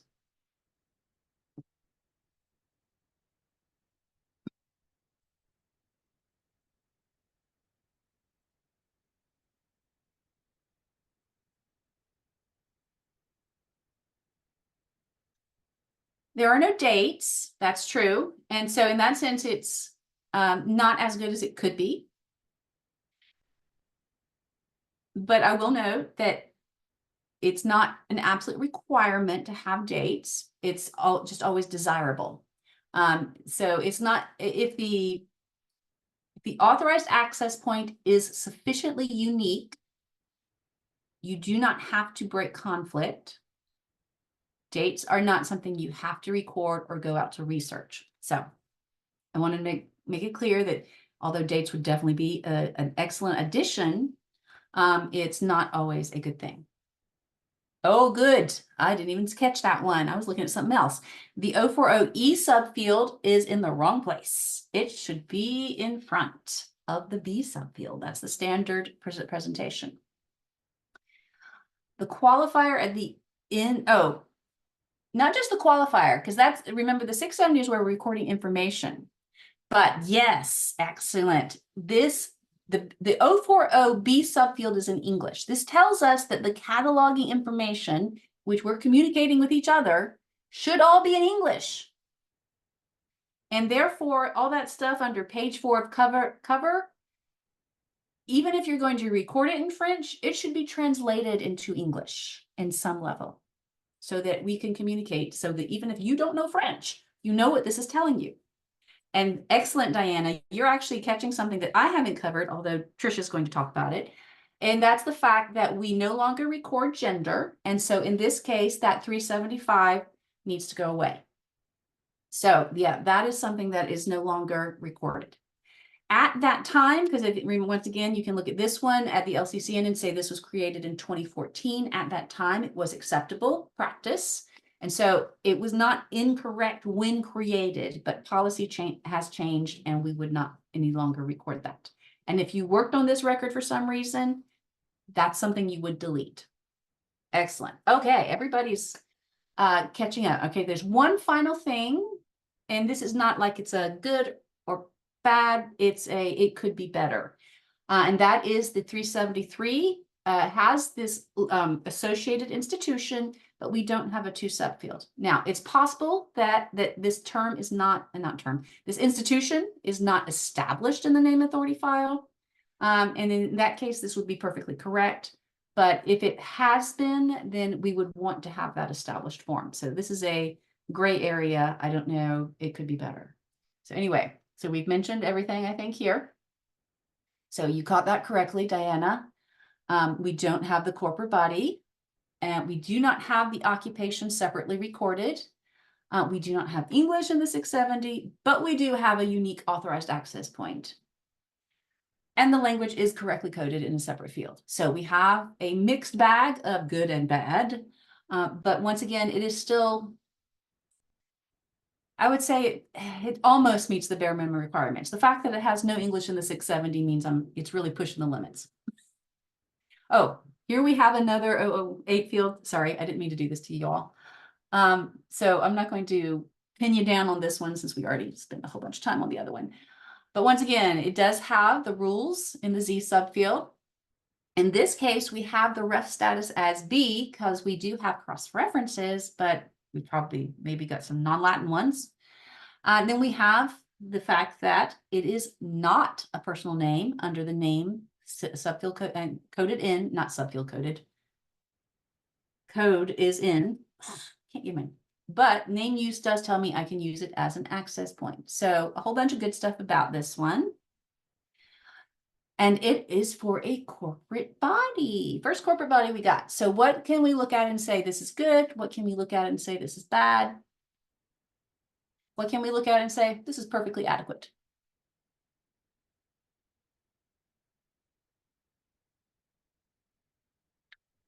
And it is an older record. You can tell it's from 2006.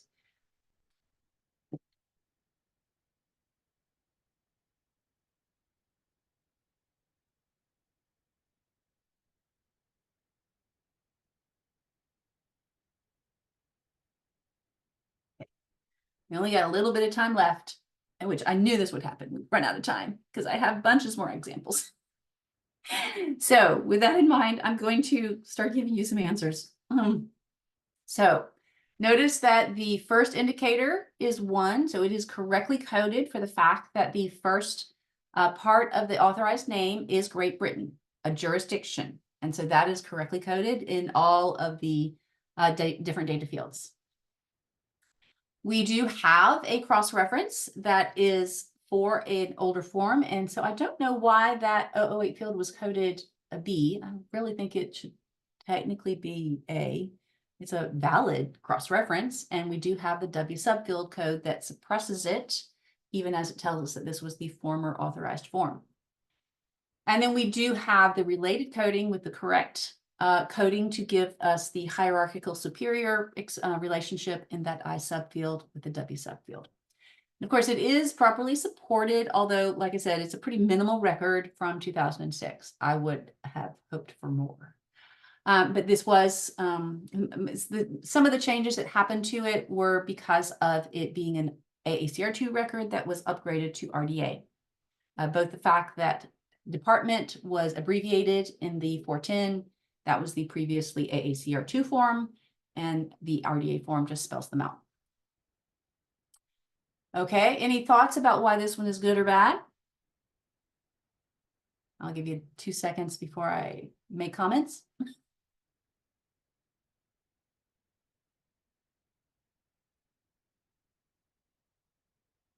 So as we can see here, this is a a qualified authorized access point, which is good. Okay, let me get the thing up here. But we do not have a 2 subfield in either the 046 or in the 370, both of which could be easily added. And truthfully, in the 046, it should have been added. We do have type, date, and location separately coded, which is excellent. We like that fact. And it is all fully supported in the 670. And because of that, it is a fully unique authorized access point. As I already mentioned, we do have the 2 qualifiers separated by the space, colon, space as needed. So yeah, another thing that could be added to make it a more valuable would be 5XX links to the band members. Now we don't have the names of the band members in our 670, so we would need to have that before we could add those, but that would be a question of whether or not somebody wanted to do that extra little bit of research, record it. I mean, I'm sure we could look up at this point in life, we could look up the, if it still exists, the website for the London Serenata and see who are the actual band members. However, I would note that this notice calls it an orchestra, which means that it might be a really large number of people. And the larger the amount of people that would be linked, the less useful it is to have all those 5XX fields. So judgment call, you'd have to look at it and see how many people are we talking about before you decided to actually do that. So I'm just trying to keep a close eye because I know we're all hungry. So for the conference, I accidentally clicked them already. We do have the dates fully coded in the 046, properly encoded with the 2 subfield EDTF. And the 670 fully supports both the authorized access point, the qualifiers added. Notice the qualifier of conference, and then of course the D subfield for the date. But hey, what's wrong? What's missing in that 1XX field that makes it incorrect? Pause and see if y'all all notice it.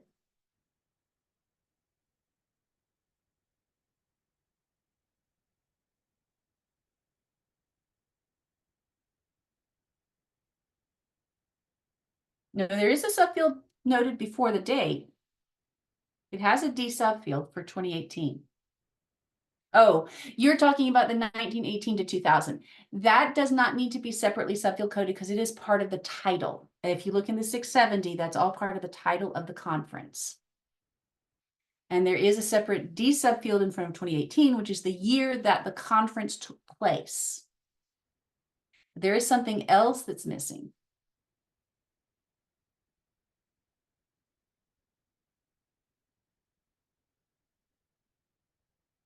In a manner of speaking, the location is there, but the separate subfield code for location is not.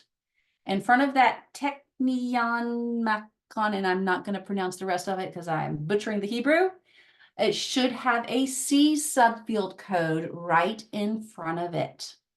And yes, I did pick this example because it has a mistake and I now need to go and fix it. And then of course we do have the city in which it took place, coded separately in the 370. They could have used that as the location qualifier, but it's also, this is one of the options you do have. If a location is an actual institution, you can use that in the C subfield, but it does still need to have a subfield C. So that is a slight but distinct mistake. So, okay. Language of Congress is properly coded. Oh yeah, I didn't mention that. And the nature of the body in the 368, as well as the location in the 370. So they did do a bunch of separate coding, and that's awesome. We always like that. Okay. Okay. Oh yes, I do want to notice this one because this will connect to one of the policy changes. So this is something that is a family name. Notice 2 things. Well, actually one thing, the other thing is in the 008, which I'm not showing. The 667 says subject uses, this heading is not valid for use as a subject, use a family name heading from LCSH. So I don't know how many of you have been paying attention, but there has been a recent policy change. Tricia will talk about this in more detail, but I'm focusing on this as part of the good, bad thing. The policy changes that we do now allow, get my words out properly, the use of a name authority authorized access point for families as subject headings. But the current coding in the name authority records don't show this.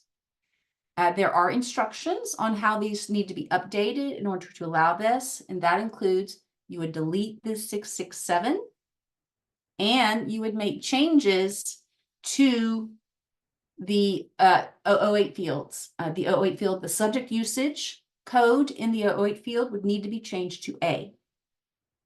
So there's a bunch that's good about this name authority record. We have the 370 properly coded. We have the 376. We have a fully unique authorized access point, and all of the 670 supports it all. But it's slightly out of date because it hasn't yet been updated to the new policy. So y'all wouldn't have known that yet. So I'm just kind of straight out telling you that is one of the things that makes this authority record, I won't say bad, because this was correct when created, but no longer current. Okay, so yes, we are now at break time. So now it is time to everybody to go and eat. I did not finish all of these, and I don't know that I'm gonna have time to. So what we will do is we will move on to the next presentation afterward. Tricia will be taking over for that one. And if we have time at the end, I will do more of the other examples I have in this little section. There's not a huge number left, but I know it's always good to have question and answer and little tests as we go along. And so at the end of the day, if we have a little extra time, I can return to these, the last few that I have as examples. But if not, we're just going to move along to the next one when we return from lunch. So I will stop sharing.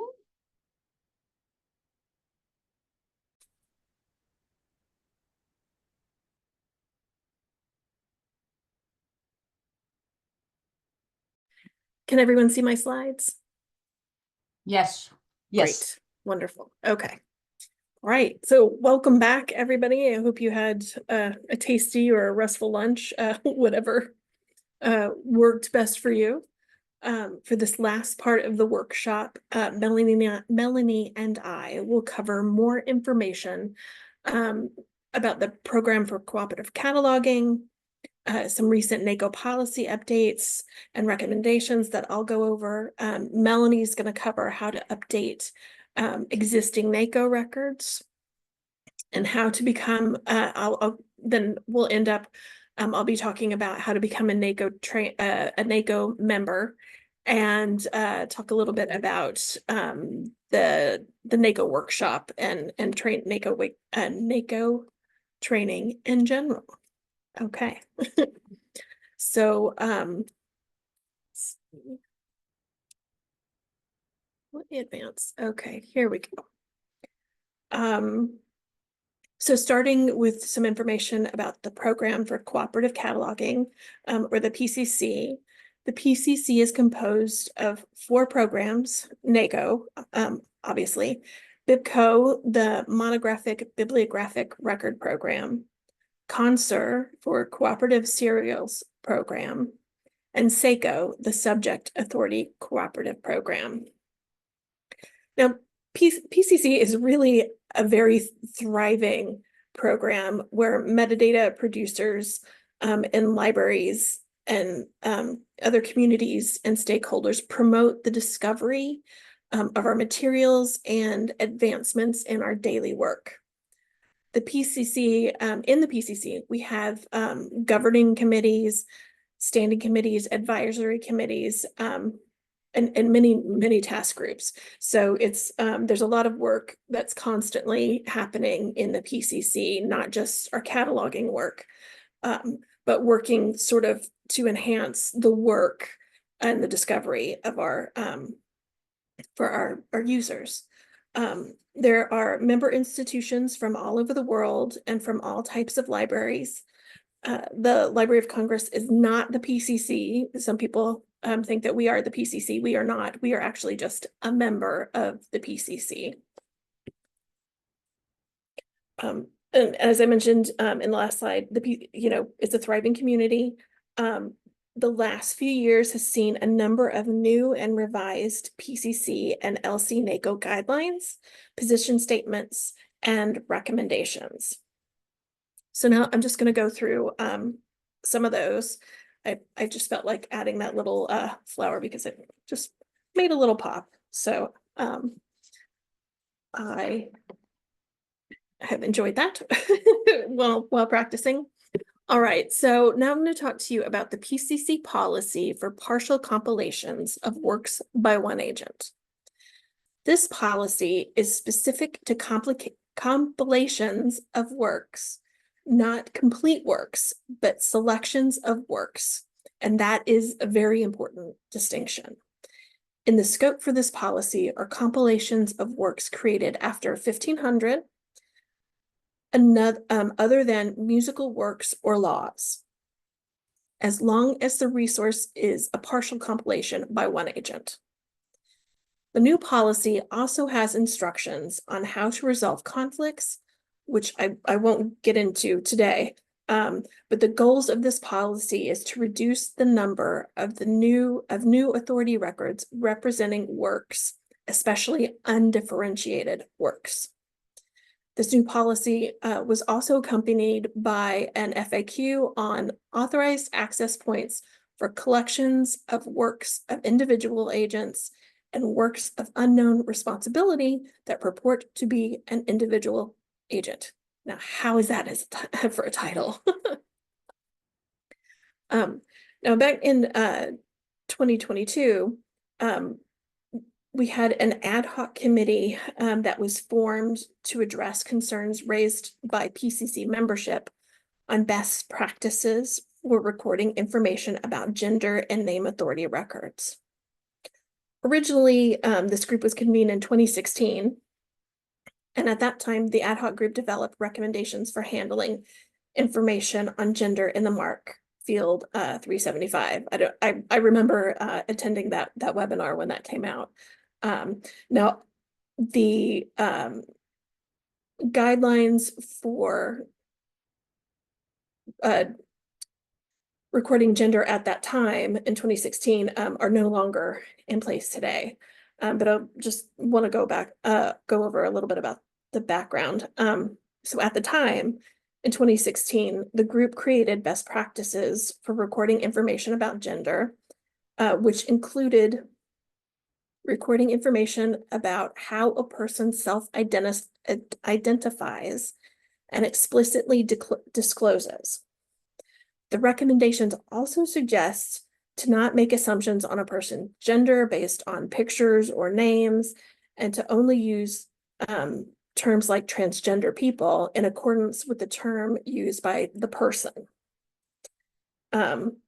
The recommendation also allowed, at the time, this is again 2016, for adding a start and end time for when a person explicitly provided dates for their transition publicly.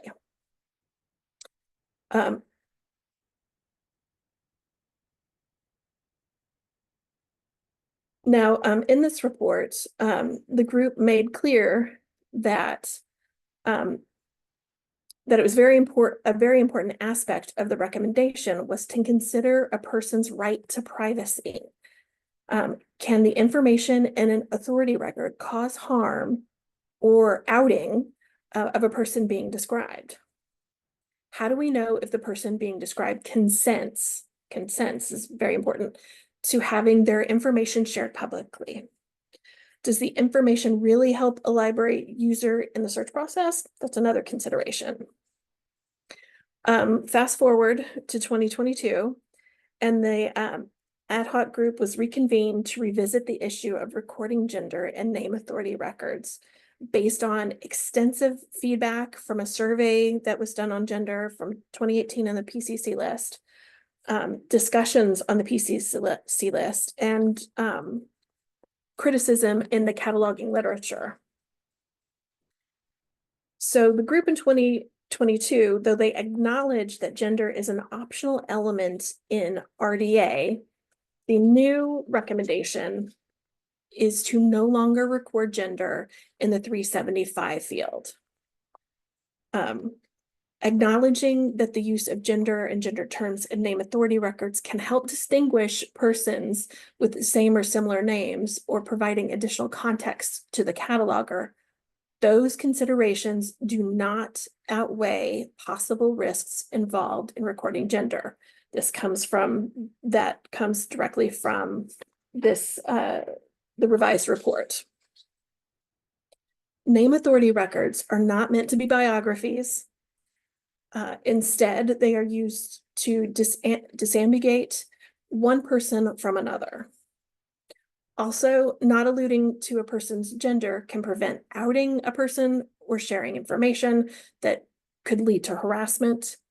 Also, as some of you have probably, sort of relatedly, some of you have probably also noticed, and it was shown in one of Melanie's examples, that some records still have the 375 field for gender, so they haven't been completely removed from the NAS.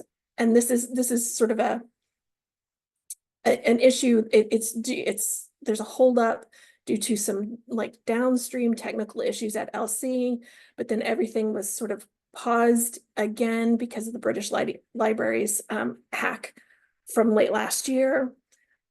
So as my earlier slide showed how NACO records were redistributed from, NLM, the British Library, OCLC, and Sky River. So because of the British Library's hack, we haven't been able to finish that project and clean up those 375 fields. However, I do want to point out that if you are currently a NACO contributor and working on a personal name record and you come across a 375 field, please delete that field.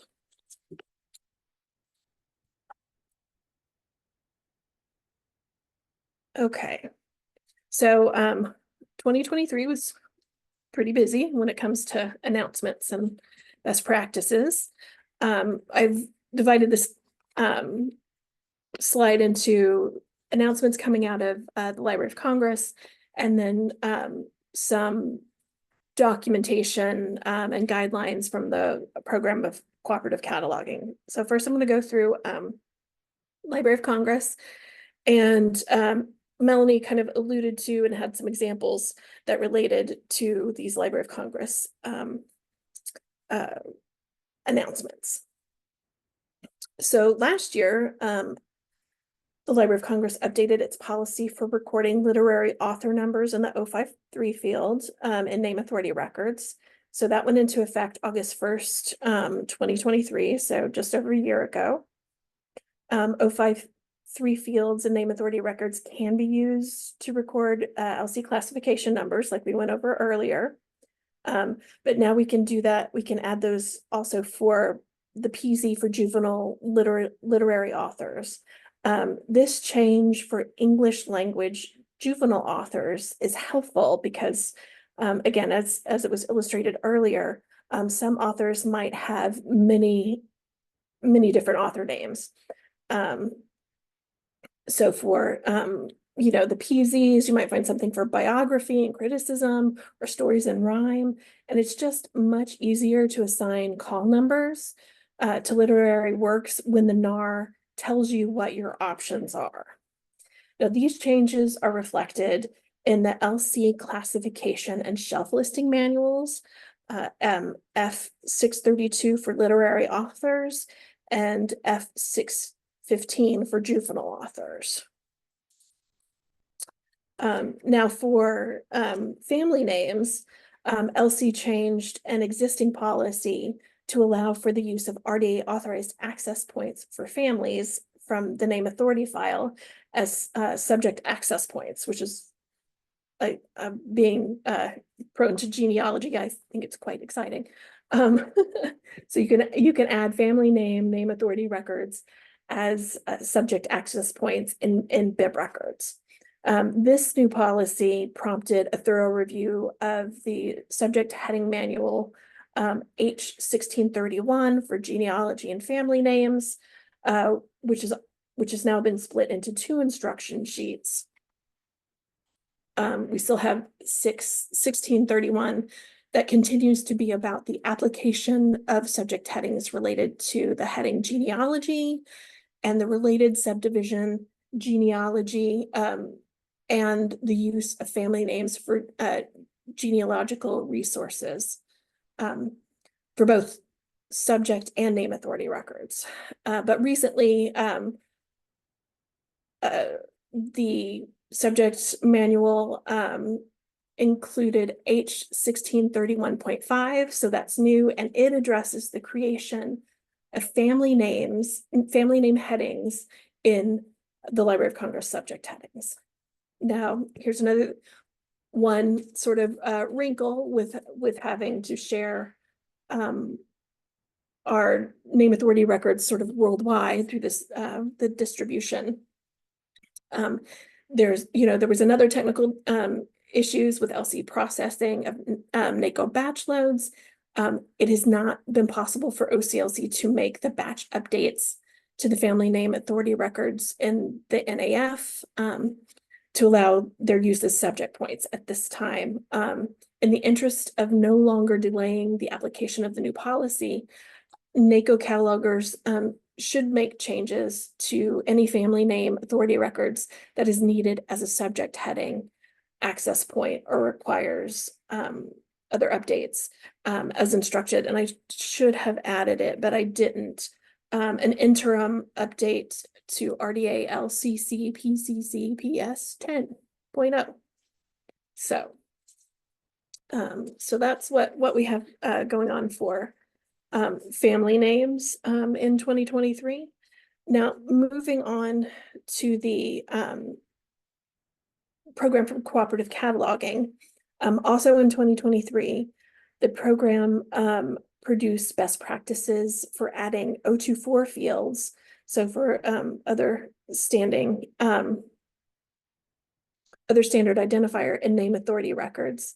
The 024 field contains a standard number or code established on an item which cannot accommodate the information that you would normally find in an 020 field for ISBN or ISSN. However, the 024 can be used to link to a NACO record for something like a VOF URI, ISNI, or ORCID, or Wikidata URI, or also WorldCat entities. Now, for this best practices, some of the recommendations include to limit the number of 024s, so you don't have a large laundry list of 024s. Try to limit them to around 5. Use URIs from vocabularies that provide additional information rather than just repeating information that you've already included in the NAR. You'll want to, MARC allows us to identify the controlled vocabularies that we might be using for, VOF, doing a subfield 2 for VOF or ORCID.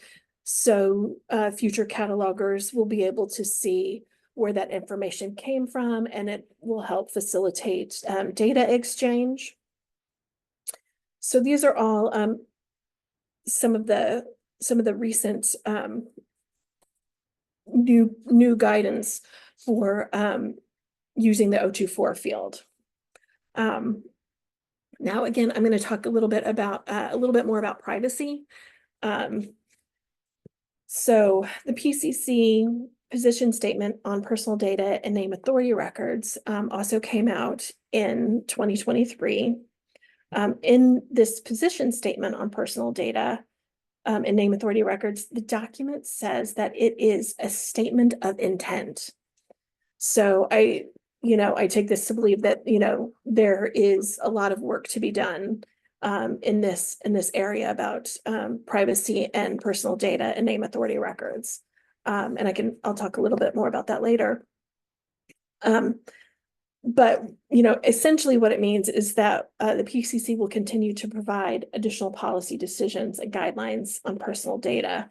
Now, they have a few key points that I really want to highlight, and I probably should have made a separate slide for this. But just to go through it, so the this position statement states that, what constitutes personal data varies by content and culture, but includes information such as name, birth date, and employment information. These are the types of information that are frequently used creating NARs for personal names.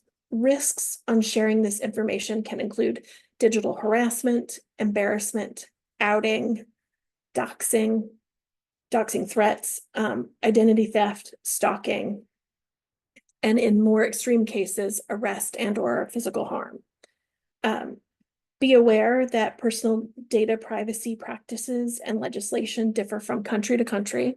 So places like the UK have pretty strict privacy laws, where I think things are quite loosey-goosey overall for us in the US. PCC's catalogers should really consider the privacy guidelines outlined by the relevant national library organizations and reflect on how they might impact on authority work. For NACO catalogers, we really should recognize the need for a balance between providing information to our users and to protecting the personal information of creators. I mean, again, in the previous slide, like a NACO record is not supposed to be a biography. You're just supposed to put in enough information in required fields and in additional fields, if optional fields if needed, to disambiguate the person being described. Now, when consulting with creators, which I don't know if some of you have done that. I did in my previous institution, and so when you're consulting with creators, respect their choices in what personal data should be shared and which terms are used to identify them. And appreciate that creators may have valid reasons for not wanting to be associated with their works. I can tell you that, LC has received some privacy, request in that people have asked that we remove their birth date from their name authority record, or they don't want any institutions who they've been associated with to be included in their NACO record. And so what we do is that we do our best to accommodate them and try to make that, actually make those things happen for them. And then add a separate note in the name authority record to indicate that this creator does not want their birth date in their record. Weirdly enough, I have my own name authority record, and someone from LC called me when I was still at my last institution, and they asked me what information they could include, and I said, I don't want you to include my birth year or my gender. And that was before, we stopped recording gender. And when you look at my NACO record now, you can still see that note. So I think that that's a really good approach for handling policy. And I do know that it is difficult sometimes to reach out to creators because they often don't respond. So I just want folks to, to be a bit cautious, if you would, when it comes to describing potentially private or sensitive information. Okay, now let's move on to 2024. So we have the revised PCC guidelines for application of relationship designators and NACO authority records. This is also something that Melanie alluded to earlier. So this came out of the Standing Committee on Standards, who recently made revisions to the these PCC guidelines. The changes were excuse me. The changes were made to allow relationships to places in field 551 in the name authority records. This is largely to allow the application of RDA Appendix K, relationship designators with place names in the name authority file. What this means is that we can now describe successor and predecessor names for places. It also means we can describe other relationships such as mergers of places, cities, etc. in our NACO records. So that's really kind of cool for us NACO folks. We can also record relationships between founders of place names and work to place as well, and that's under guideline 15A. So though I kind of blew through those, so sorry if I went too fast. Though I mentioned the number of recent updates, I do want you all to know that there are more PCC groups working on different aspects of cataloging work, and not just related to authority records. To just name a few, there are task groups on AI and machine learning for cataloging and metadata. There's a task group on accessibility information and provider neutral records, and an advisory on equity, diversity, inclusion, belonging, and accessibility. There's a group on the evaluation guidelines for non-Latin script records, but of course this is for name authority records. So sorry, just throwing that in. So there's one more NACO task group.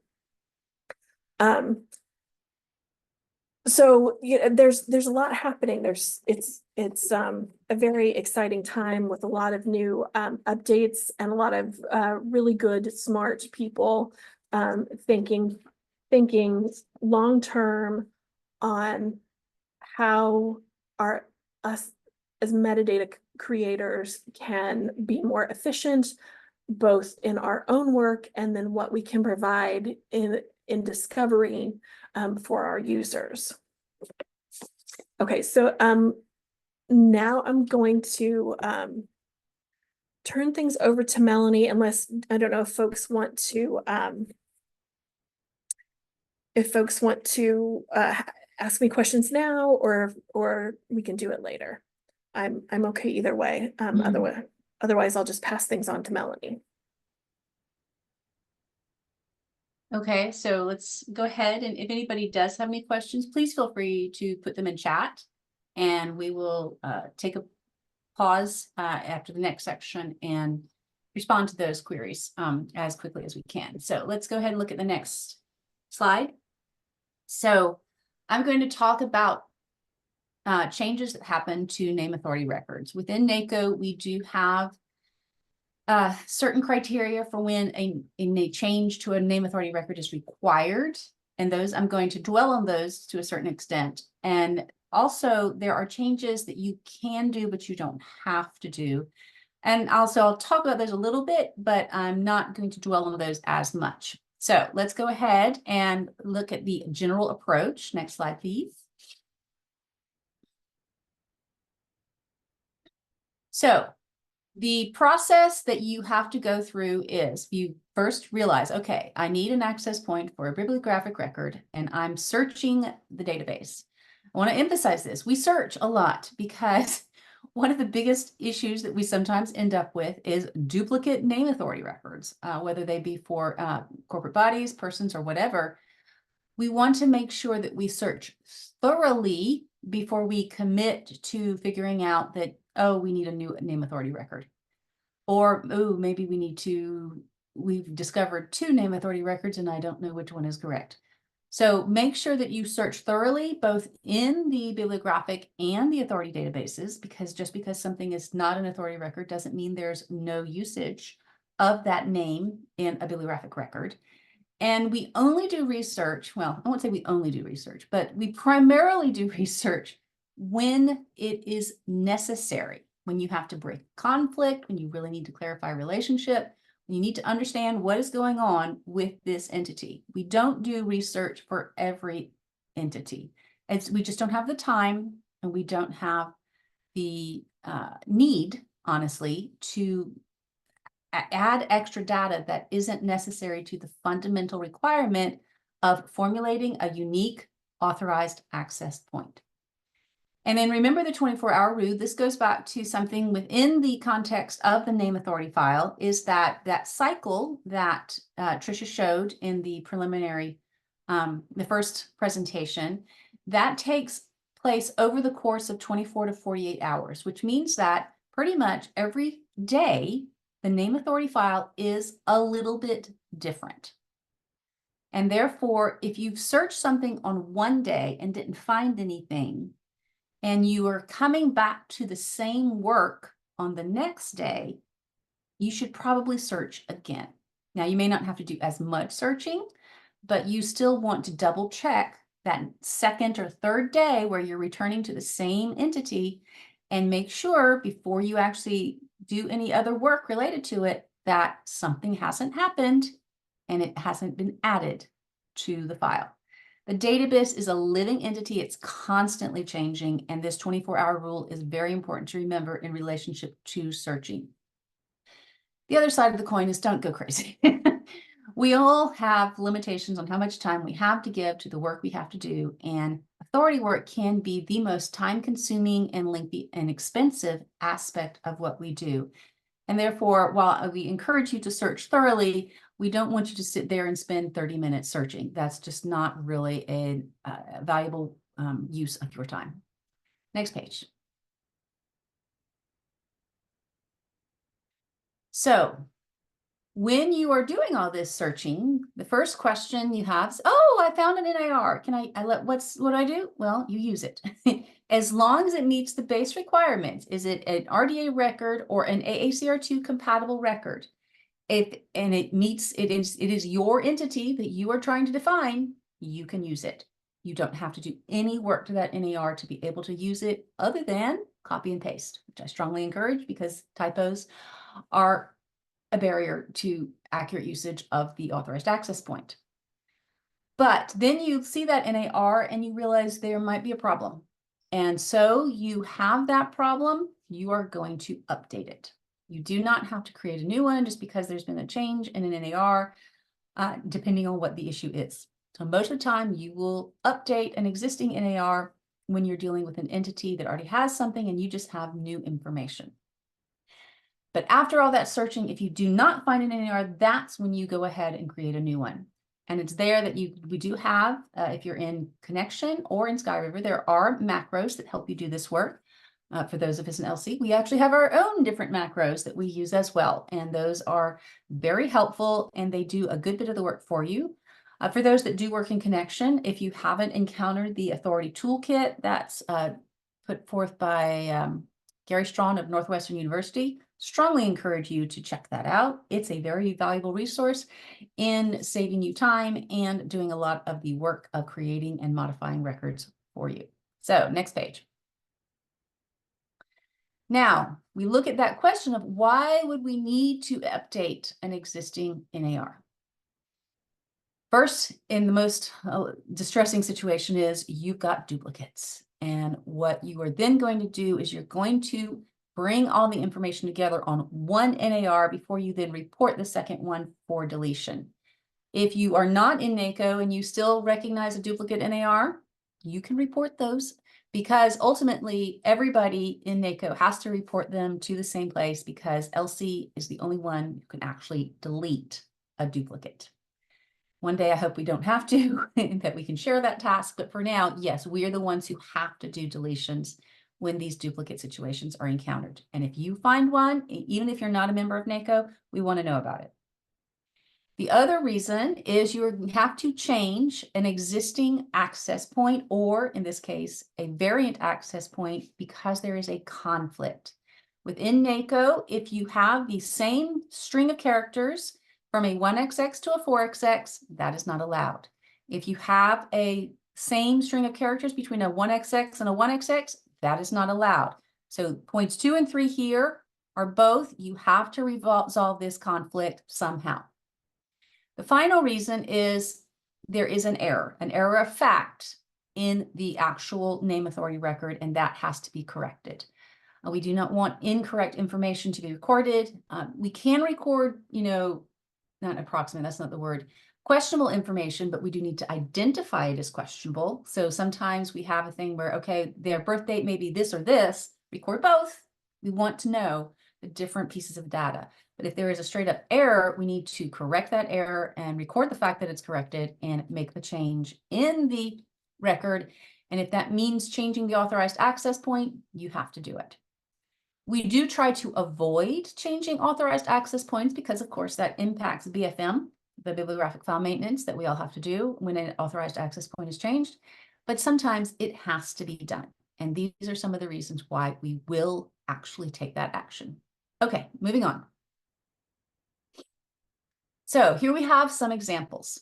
So here we have 2 records, and this is a duplicate. Both of these name authority records are for the same person. In fact, you have some really definitive information about this because in both of them, there is a same 670 for the same book that was published in 1982. And they even cite the same information. So somehow somebody didn't do enough searching to figure out that this previous older record already existed when they added this new one. So it's quite possible that it was done in without realizing it. There's plenty of reasons why this could have happened, and the person who did it was completely innocent. But regardless, that now means we have to consolidate these records. And so on the next page, let's show what we changed.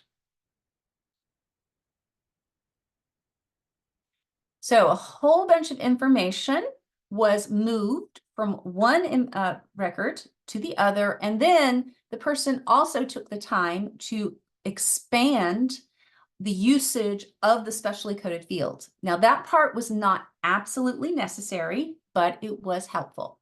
So when this person, I don't know who did it, but whoever they did an incredibly thorough job. They copied over all of the 670s that were different.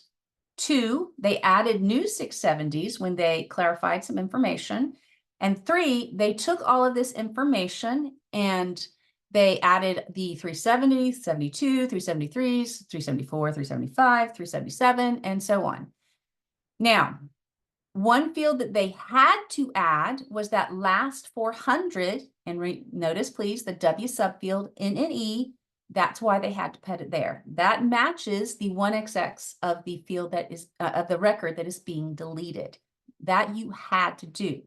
The other thing they had to do was add the Z subfield in the 010 with the LCCN of the deleted record to indicate this is now being blended in. And of course, I didn't mention the 046, but that was added in. It wasn't there before. And the 510 to the related employer. Not absolutely required. Certainly, I don't know that I would have bothered to do that, honestly, but this person did. Now, this is an older example, and therefore there is one thing here that should not be here, and that is, please click, because I did add some animation. The 375 should not be there. This is one of those things that should have been now, which would now be deleted, but this is an older example, and I do want to show those specifically because you will find these still in the name authority file. But nowadays, if this update was happening now, that would not be there. All the rest of it certainly could be, but all the 370s, 37Xs and so on, not required to add all those, but certainly very much desired if you have the time and space to do it. And truthfully, a lot of that would be easy copy and paste stuff. So it doesn't take long if you do want to take the time. Okay, next one. Once again, we now have a conflict situation. If you look at the 400 on the bottom record, it is K, Jim, and that matches exactly the 100 on the top record, K, Jim. But we look at these and we can recognize that they are in fact 2 different people. One is way from 1930. And wow, I don't like what they wrote. But anyway, the other person is from 2009. I think we can safely say these are probably 2 different people. So as a result, we need to make take some action to break the conflict between that 1XX and 4XX. By preference, whenever possible, we will add a qualifier of some sort to the 4XX and not the 1XX. We are not going to change an authorized access point if we do not have to. And you can break the conflict just by adding something to the 400. Just remember too, if you add it to this 400, you do not have to add it to the 100 of that same record. So next page. Oh, yes. Notice please, that mail needs to go away. And so here again, we now have the record that we did have before. James K is still the name in the 1XX, and the 400 now has a qualifier.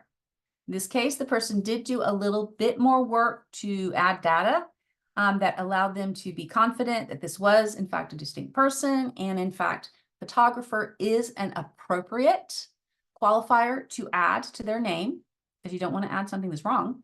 And then that also allowed them to add a whole bunch of other data, such as the 368, 370s, and the 374.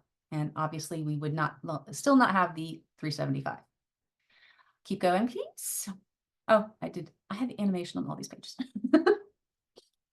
Next, we have a conflict, and this time it's not between a 100 and a 400, it's between a 100 and a 100. So this is one where not only do we have to break the conflict, but we absolutely must change an authorized access point. You do not have to change both, you have to change at least one. Now, which one would you choose to change? That's a it depends kind of answer. One of the things that I would sometimes use to make that kind of decision is I would in fact look in the database that would then need to have the BFM done and say how many of these are associated with one of these genes versus the other gene. And once I knew which one had the smaller number of changes required, I probably would choose to add the qualifier to that one. But that's not always possible because it also depends on what information you have in order to break the conflict. In this case, it's made a little bit simpler because in the bottom record, we can see that we do actually have a very desirable piece of data that allows us to break the conflict easily, namely the date of birth. So, next page. You can see that we then took the time to, change the 1XX. That's the one thing that is absolutely positively required in this step. And then the person who worked on this also took the time to go ahead and correct the encoding of the 046. The previous style was an old form that was taught at the early stages of RDA, but was no longer acceptable. And then separately encode a bunch of other pieces of data that was freely available right there in the 670, but not separately coded. And of course, we do not want the 375 anymore. So that would not be one of the changes that would be made nowadays, but all of the rest of them absolutely could be. So I want to emphasize the only absolutely necessary change to this one was the addition of the D subfield to the 100 with 1925 on. Everything else would have been optional. Okay, continue. So here we have one where it is in a change of fact. And this one was a somewhat unusual one. Because this was a progress that not progress, that's what we're an update that happened because in upgrading this from an AACR2 record to an RDA record, the cataloger working on it recognized that the usage of the authorized access point, which you will find it was Richard Edmund Bennett, was based on the form of name found in his, I believe, what's the word I'm looking for? Thesis. And thesis requirements oftentimes use a form of name that every day you don't necessarily use on an everyday basis. So you can see on the first 670 down at the bottom, you have the full form, Richard Edmund Bennett. But you also then looked at the other 670s, and they all show that this person apparently preferred to use the form Richard E. Bennett. So they was like, do we really need that? Do we need to follow that? And so we really want to reflect the common usage of the author. And so in that case, they did make a change. So look at the next one. So you can see that we now have changed the A subfield and the 1XX to Bennett, Richard E. based on his preferred form of name. And then we also have the Q subfield Richard Edmond and the date, which was already there. And so this is not new information. It's just coded slightly differently to reflect the actual usage of what he had. Okay. Question, if two people both have the same name and neither wanted their birth dates in their records, what other options are available to differentiate? Oh, excellent question. And Elizabeth, you definitely have made a very accurate suggestion. Occupation would be an excellent choice. Fuller form of name would be another choice. And then we also can come up with other distinguishing characteristics about the person. Occupation is the most common. The biggest challenge about that is you want to find as much as possible the most consistent occupation for that person. And remember that you only have to break the conflict with one of them. You do not have to break it with both. You don't have to add something to both. So in this case, when we're correcting an error in fact, which was usage, we made that change to the 1XX, and that would only change one name authority record. If you had a conflict where you had two you had to deal with, you only would need to change the 1XX and one, like that 1XX to 1XX conflict example I just showed. And occupation would be a primary preference for one that you could use to do that. There are other distinguishing characteristics that can be added when you're really desperate. Sometimes that can be something as really lengthy as author of, and add the title of a work. If you've got nothing else, you might need to do that. And I will mention a reason why you might need to do that very shortly. With this record, as you can see, a bunch of other coding was added to separately code all of the other pieces of data that we had available easily in that 670, especially that last one that gave us a bunch of detail. And this person even added a 678. Not a lot of detail to it, but that's exactly how we want it to be. Basic, date, basic information about occupation, and basic information about location. It's plenty to make it explanatory about the person and use the usage that they seem to prefer. Okay, next slide. Excuse me. Now, there are other changes, because everything up to now is the kind of change where we would have to make the change to the point where we would even to the point of having to change the authorized access point. This one is an optional change, but it is one that changes the authorized access point, but it is one that you are allowed to do, even though it is not necessarily required. And the interesting thing is, we do have a way for people to send in recommendations and information about making changes to authority records or even to bibliographic records when they identify errors. You would not believe how many of them have to do with closing the open range of birth date to add the closing death date when somebody has died. I mean, we have patrons, not just librarians, but patrons who send in this information because they think, oh, you need to know, and so you can close that date. Not realizing the work it's going to entail for us, but that's okay. So in this case, we do actually have information about this person and when he died. And as a result, next page, that information was added in a new 670 because we did have to, justify the fact that he did in fact die, and we had the date for it. And that entailed adding that information to the 046 and changing the 1XX.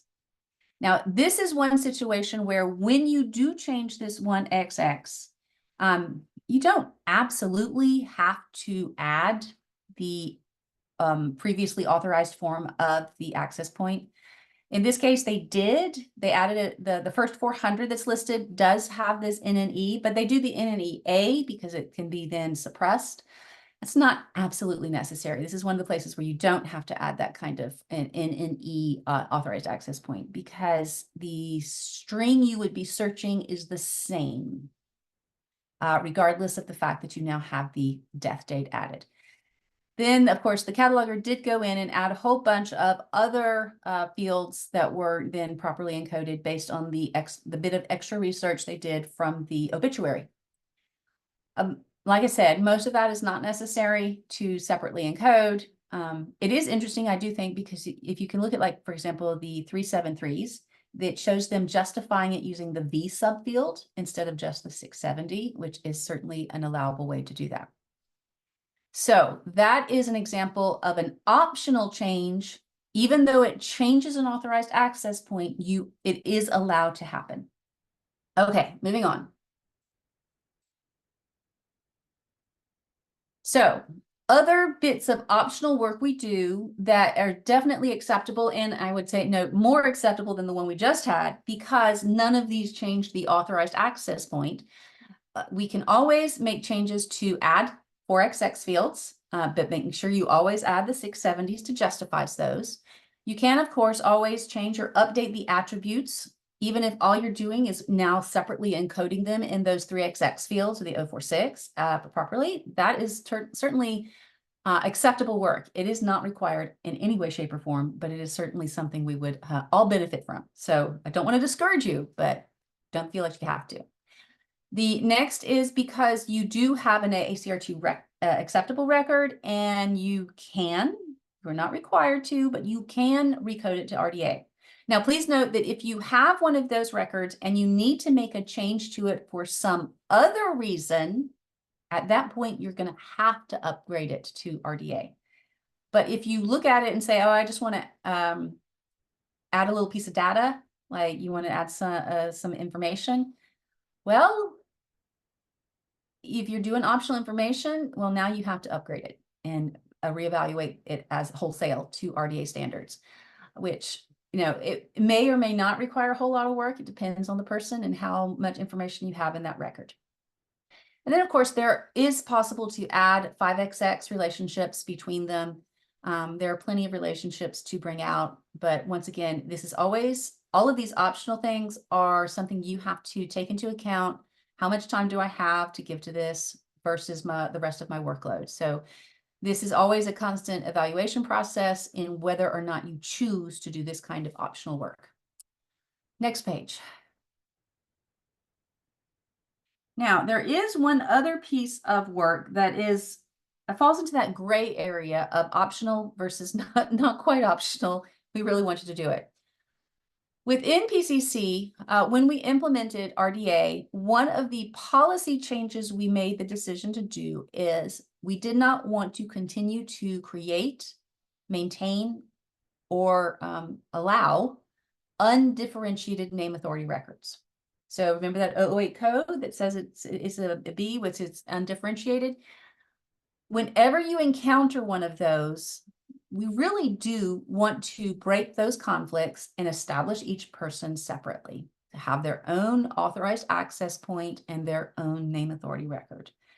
Technically, RDA does allow for this kind of situation, but PCC made the decision, but we don't want to continue doing it.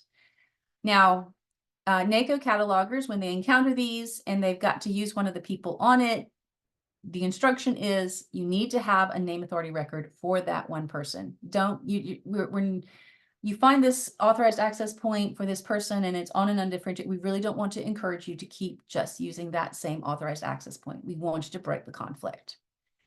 It is possible if you've got an undifferentiated that covers 4 different people and you can do the work just for the one person that you need, that is fine. And when you go and create that name authority record for that one person, we do always want a 667 to be added to indicate where it used to be so that people will know to do the BFM related to it. And then some people who are very generous and willing to give their time will take the time to hunt out every single person on those name authority records and create new NARs for all of them. And when that happens and you've reached your way down to the very last person on that name authority record, you are not allowed to just keep using that same name authority record. They need to create a new one for that single identity, and the old name authority record for the undifferentiated usage needs to be deleted. That way, all of the newly created NARs should have this 667 and that LCCN, that old name authority record with that LCCN eventually really needs to be gone, deleted. It's the one place where we don't say you have to put it in the Z subfield, partly because this would cause issues in the database. If you have a one that still has it in the A subfield and you also have it in the Z subfield of another record, this causes problems. So we don't require that. We want the 667 to keep that information consistently recorded. Okay, next. I think we're close to the end. Yes, we are at the end. I can't remember. So are there any questions about changes to NARs?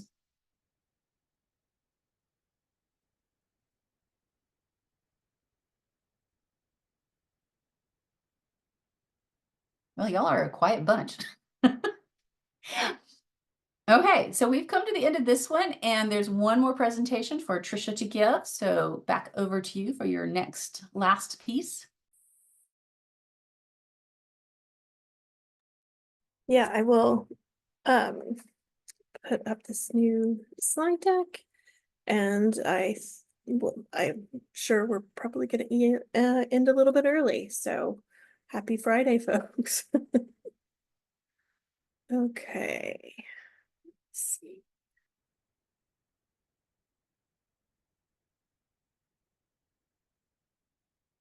Just working on the sharing the screen.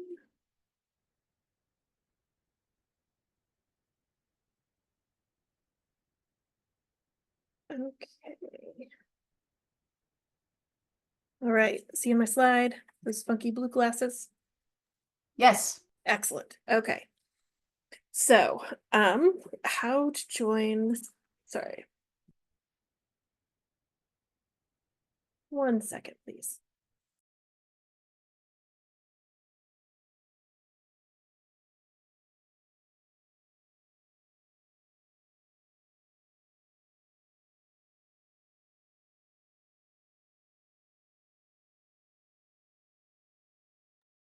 Sorry about that. I think somebody dropped a package off outside the door.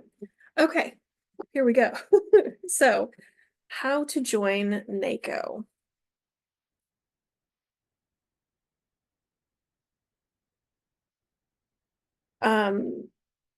Any institution may join the Name Authority Cooperative Program. The NACO program includes libraries of various sizes, as well as, academic, public, special libraries. We have vendors who are members of NACO. We have NACO libraries from all over the world, US, the UK, Latin America, Europe, Asia, and South Africa. I think in the current NACO workshop that's happening now, we have folks from Canada and Hong Kong, the UK. It's really a pretty vibrant group. Individuals can't join NACO as an individual cataloger. NACO is an institutional commitment, so it's your institution that applies for and becomes a member of the Name Authority file, or the Name Authority program. Institutions can apply for the program as an individual institution. So for instance, I know the University of Illinois, for example, can join just as an individual institution. People can also, or group institutions can also join NACO as part of a NACO funnel. NACO funnels are groups of individual institutions that are formed to pool resources, expertise, and contributions, NACO contributions. NACO funnels may be based on similarities among libraries, such as location. So there's a NACO Montana funnel, there's a NACO Peru funnel, by language, such as the NACO Arabic funnel or the NACO CJK funnel. And then sometimes NACO funnels are sort of situated by a subject area. So examples of that would be the music funnel, comic and fictions funnel. We have the gender and sexuality funnel. A new funnel that we have is, what is it, the occult and esoteric funnel. There's a new NACO funnel, actually in Illinois, the share funnel, the NACO share funnel. So that's from sort of Southern Illinois. That's kind of that's my hometown neck of the woods. So we have many different NACO institutions that might be participating as an institution itself or as part of a funnel. We have some NACO institutions that also are members of multiple NACO funnels.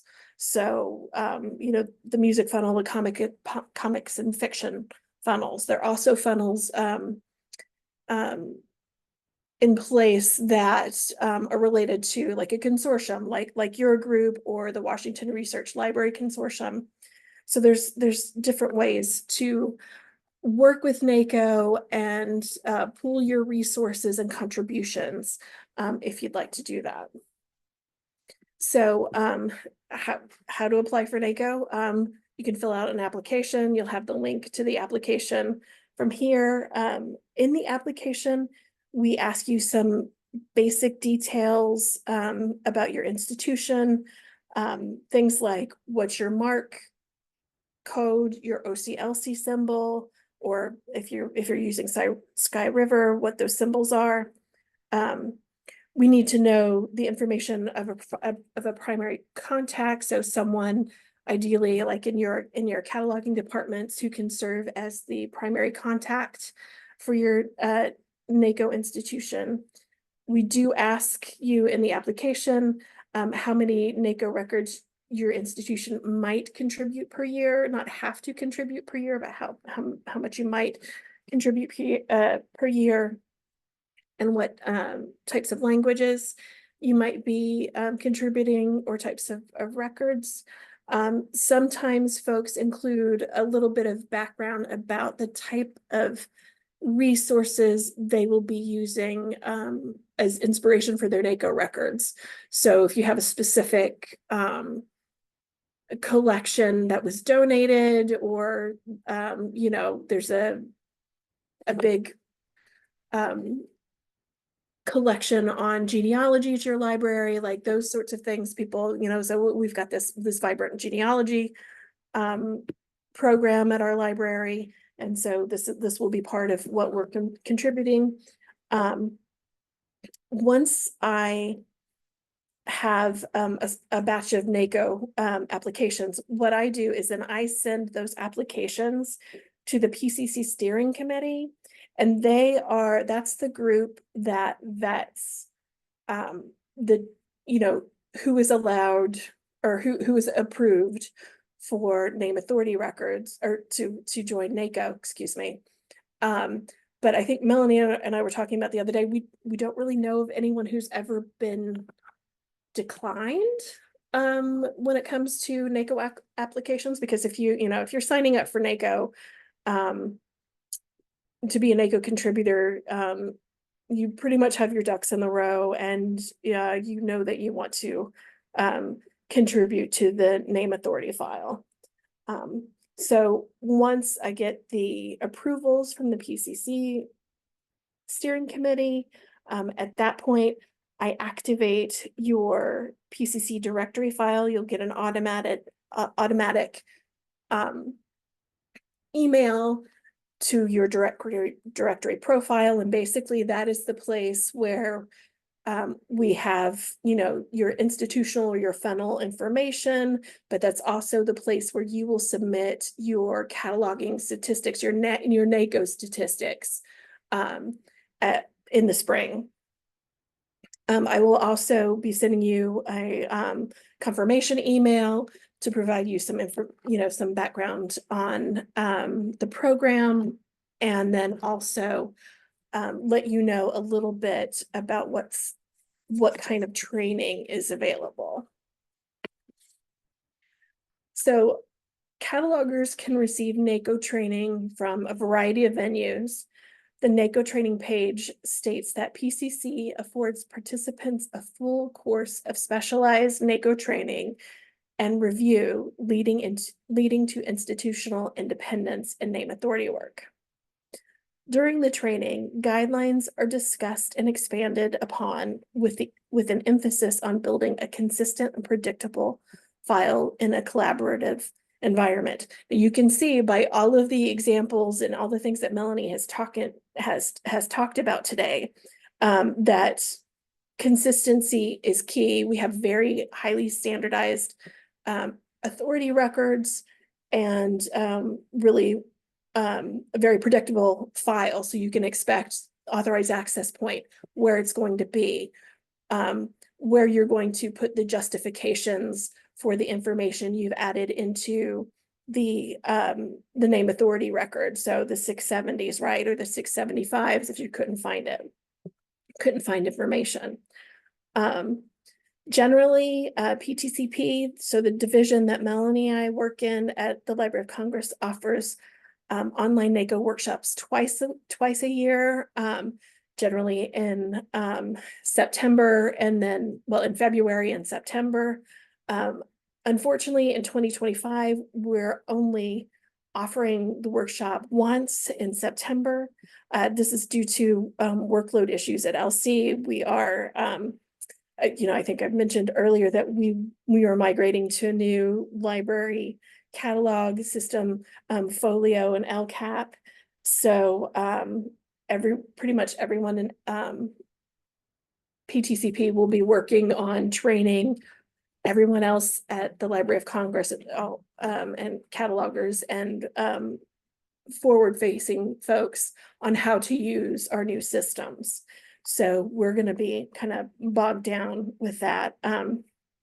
However, we do encourage NACO liaisons from the different institutions or funnel coordinators to provide training to their participants if possible. Like if they have the resources, if they have the knowledge, if they have the time. NACO liaisons and NACO funnel coordinators are encouraged to lead those trainings.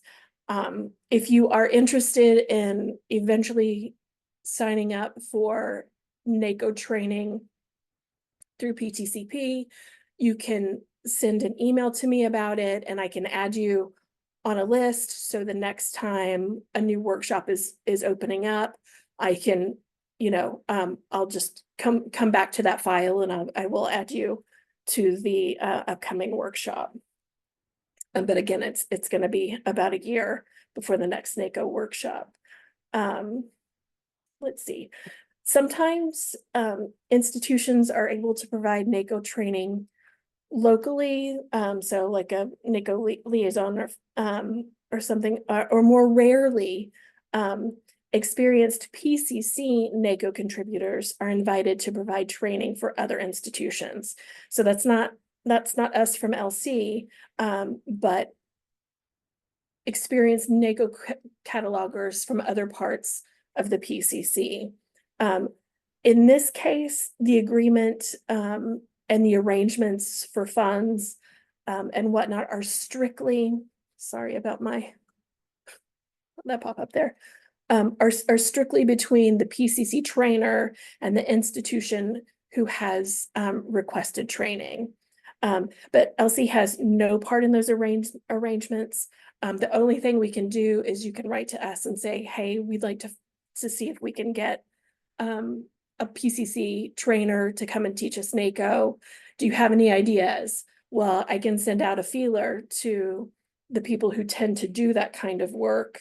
And if they're available or if they're willing, then I connect you with the trainer. And again, both of those groups make the arrangements and LC is completely out of it. So, so just to let you know what the options are. Now, official RDA training is in the very early planning stages. I know a lot of people are excited, like, what I want to learn official RDA, I want to, get moving, all this stuff. We are in the very early planning stages for training official RDA and NACO. So it's going to be a while before that's we're going to be able to offer that. The Standing Committee on Training is now working on a charge for a working group to start working on training for name authority records and official RDA. After you finish training, you're still not quite done. You don't just to get to like jump into creating records and just going whole hog on that. You'll need to find a NACO reviewer. So this is a person who is an established NACO contributor who is willing to work with you and review your NACO records once you've completed NACO training. Now, working with your NACO reviewer is an essential, literally an essential part of your NACO training. Going through the modules and doing the NACO training itself does not make you an expert. What really helps you to grow as a NACO contributor is working closely with your NACO reviewer. So what you'll do is once you're assigned a reviewer, and if you don't have one lined up or someone at your institution or your funnel, you can reach out to me and I can help find one for you. I try to match people up based on the languages that they will tend to use in their NACO records. So I can, if you're going to be creating NACO records in Russian, I'll want to try to find someone who can help you with NACO records in that language. So I do try to be a little bit of a matchmaker. And let's see, so your NACO reviewer, so they'll make comments on your work, they'll make suggestions for changes, will, alert you to errors that have been made or direct you to NACO documentation that you should be using, which actually you should get that information about NACO documentation through training, because knowing how to find the answers to your NACO questions and NACO documentation is a huge part and a very important part of the NACO training. Let's see. So it's your NACO reviewer who is the person that decides that whether or not you're ready to become an independent NACO contributor. Once you're independent, you're not on your own. We don't just everybody just doesn't skip away and do their own thing. You can always reach out again to your reviewer. You can reach out to me, or you can send your questions to naco@loc.gov with questions. Or as a NACO, as a PCC member, once you've joined NACO, you're an official PCC member, and then you can join the PCC discussion list, which is another sort of thriving community with lots of traffic. You can post your questions there, and there are plenty of catalogers there who are willing to provide their guidance and their thoughts on your NACO questions. So after training and after you're relieved from review, you really do still have a pretty good support system when it comes to further NACO, your further NACO work. So my last slide, which is not super exciting really, but the best way to report NACO records to LC and the PTCP is to send the errors, the duplicates, things like that to this email, naco@loc.gov. It's the best place for us to get access to all of the questions that folks have or errors they found and things like that. So it's a good place to post questions, to, like I said, tell us about duplicates or problematic information, or if you are, not going to be a NACO cataloger, you're not a NACO cataloger, but you happen to be looking at NACO records and you see lots of records where the 375 is, you can report those to us, or any other errors. That is really what this email address is for. And so that's it. We're giving you a quite a bit more time now. I'm going to stop sharing and open everything up for questions. Oh, let's see, we've got Illinois NACO final contact is Shelley Sandstrom. Oh, great. Okay. Occasionally, locale logbooks from local.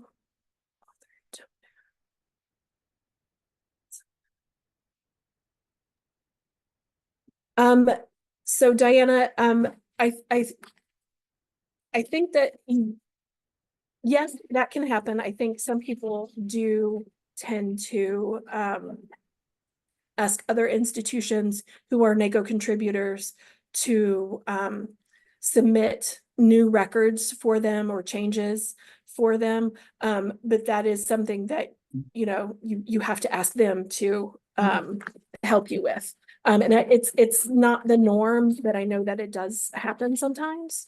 Melanie, were you going to say something? No, I just agreeing that this is something that you would have to work out with that institution. It is not something they are obligated to do. But I'm sure many of them who are NACO contributors are oftentimes happy to help out. But it really has to do with a relationship between you and them and what they will request from you to provide in order to do the work. Great. So you recommend sending over email as opposed to the function inside OCLC connection. Melanie, do you have a preference for that? Well, honestly, the OCLC connection function, from what I understand, sends it to OCLC. That's what I thought. Okay, yes. I don't know what they do, but if they do name authority work, I mean, because they have access to the name authority file, obviously. They're one of the codes. So I know they are in it. And if it's something that doesn't require the deletion of a record, they could probably handle it. So yeah, that's certainly a way to do it. And we're happy to share the work. Anything that does lead to a duplicate deletion, that still has to come to us. Yes.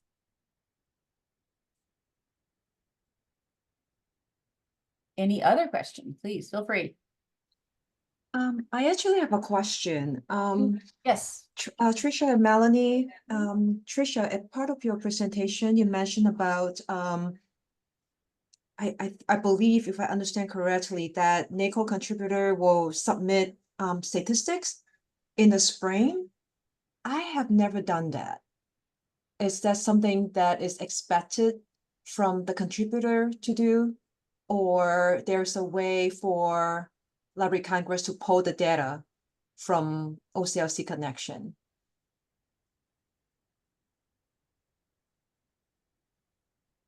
Well, I mean, statistics is something you are expected to do.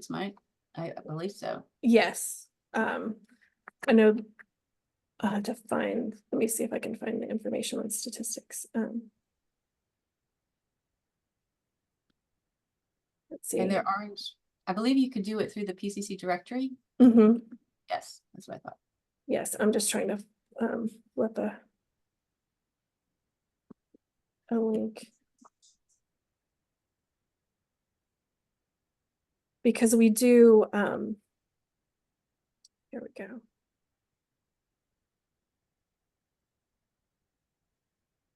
Well, this is an overall. Let's see. Sorry, I didn't have this ready, so. Well, here is the pay. Oh yeah, there you go. This one. Oh, that's the, sorry. This sorry, is folks. where the instructions are in reporting statistics on the PCC website. And yes, that's the PCC directory login, Joy, that you just gave out. And that is the mechanism through which we want you to submit those. Yes. Oh, okay.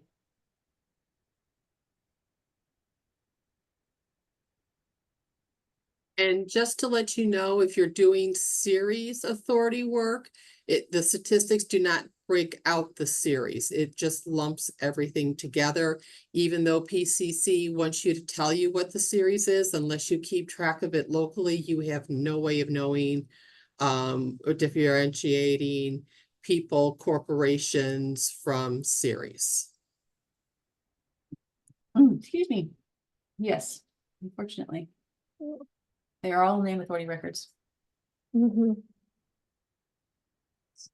So do you recommend us to report our stat on a monthly basis or like just in spring, you know, like a lump sum?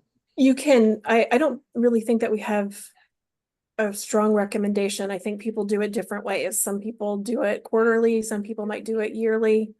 That is my understanding how people are submitting the statistics. Okay. And that is specifically for authority records, right? Right, Okay, right. gotcha. Yeah, yeah. Just Mhm. awesome. Thank you so much. Oh, sure, no problem.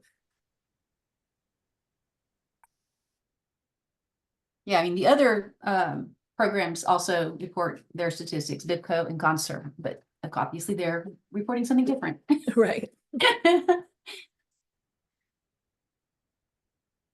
And SACO too. Mhm.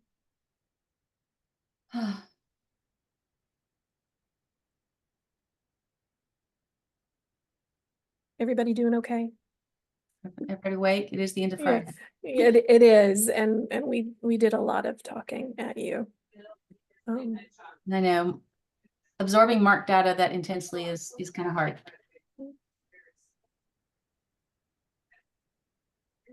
Oh, good. I'm glad you feel that way. Thanks, Paul. Appreciate that. But and feel free if y'all have any like questions about an authority record you've encountered a problem with, you've got an opportunity right now. Feel free to ask. Now is the time. I have my Voyager record up, so we can look at it together if we want to. I'm perfectly willing.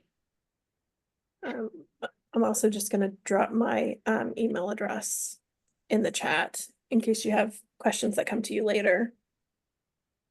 There was also a question from RK Nauer. You'd recommend sending over email as opposed to the function inside OCLC connection? Yes. Sorry, Melanie, go ahead. Well, no, I did respond to that earlier. As long as it's not related to a duplicate deletion, OCLC can handle a lot of that.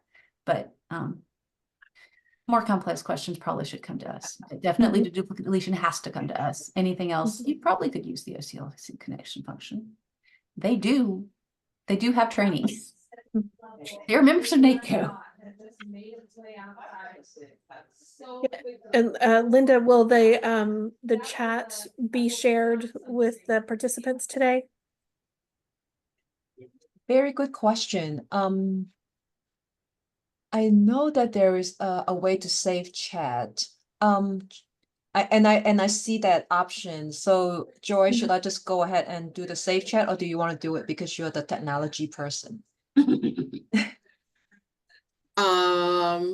Basically when we're done, we can save the chat. I'll just have to remember to include that or to request for that to be added. Okay. I don't know if that's a default or not. How about like, we both save the chat just in case? Yep. Never hurts. Yeah. I thought I would also drop into chat a link to the catalogers learning workshop course for NACO. Now, the slides, the content for this training is based on original RDA. So, well, it was originally done for RDA, and it was something that Melanie and Paul worked on several years ago, but there have been some updates to the content, like for example, removing the 375 field. You can find updates when you open up the slides. You can look at the notes and you can see when updates have happened to the slides and what those updates were. It's very thorough. We start with,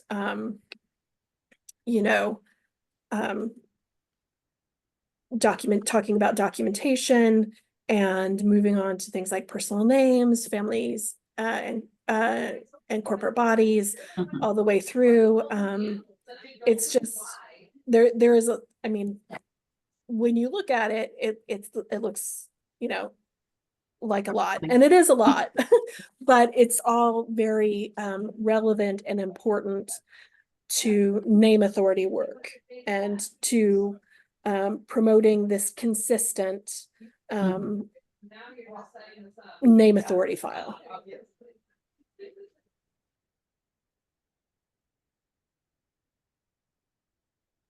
And oh, sorry, go ahead. Sorry, go ahead. I was just gonna say, and again, if you are interested in taking the next NACO workshop, or to, you know, which again, it will be a while, I will add you to a list. And when the time comes, I can reach out and say, to see if you're still interested. I do know that the Standing Committee on Training, or, you know, they're expecting to create sort of like a bridge from original to official RDA for Mhm. people who are already very active in NACO, and then there'll be another sort of new to NACO people for official RDA. So all of those things will be happening eventually, but it's going to take some time. Yes, and while the PCC training, NACO training is for those who are members or training to be members of Mhm. NACO, all of the training materials will be freely available for anyone to use. We don't limit that. We know that many people do use the PCC materials, Mhm. and that's all freely available.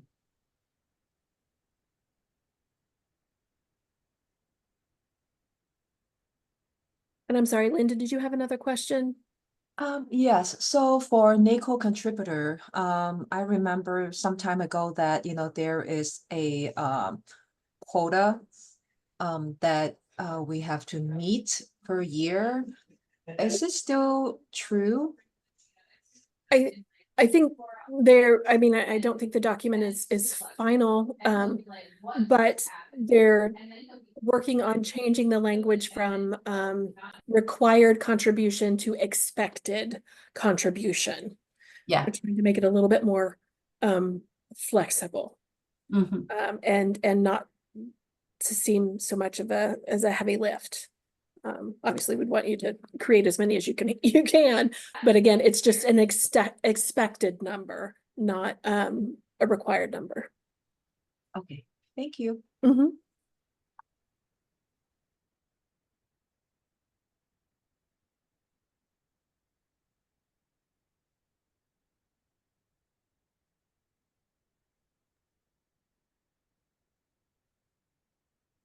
Are there any other questions? So what I can do is, some people are embarrassed to have this recorded.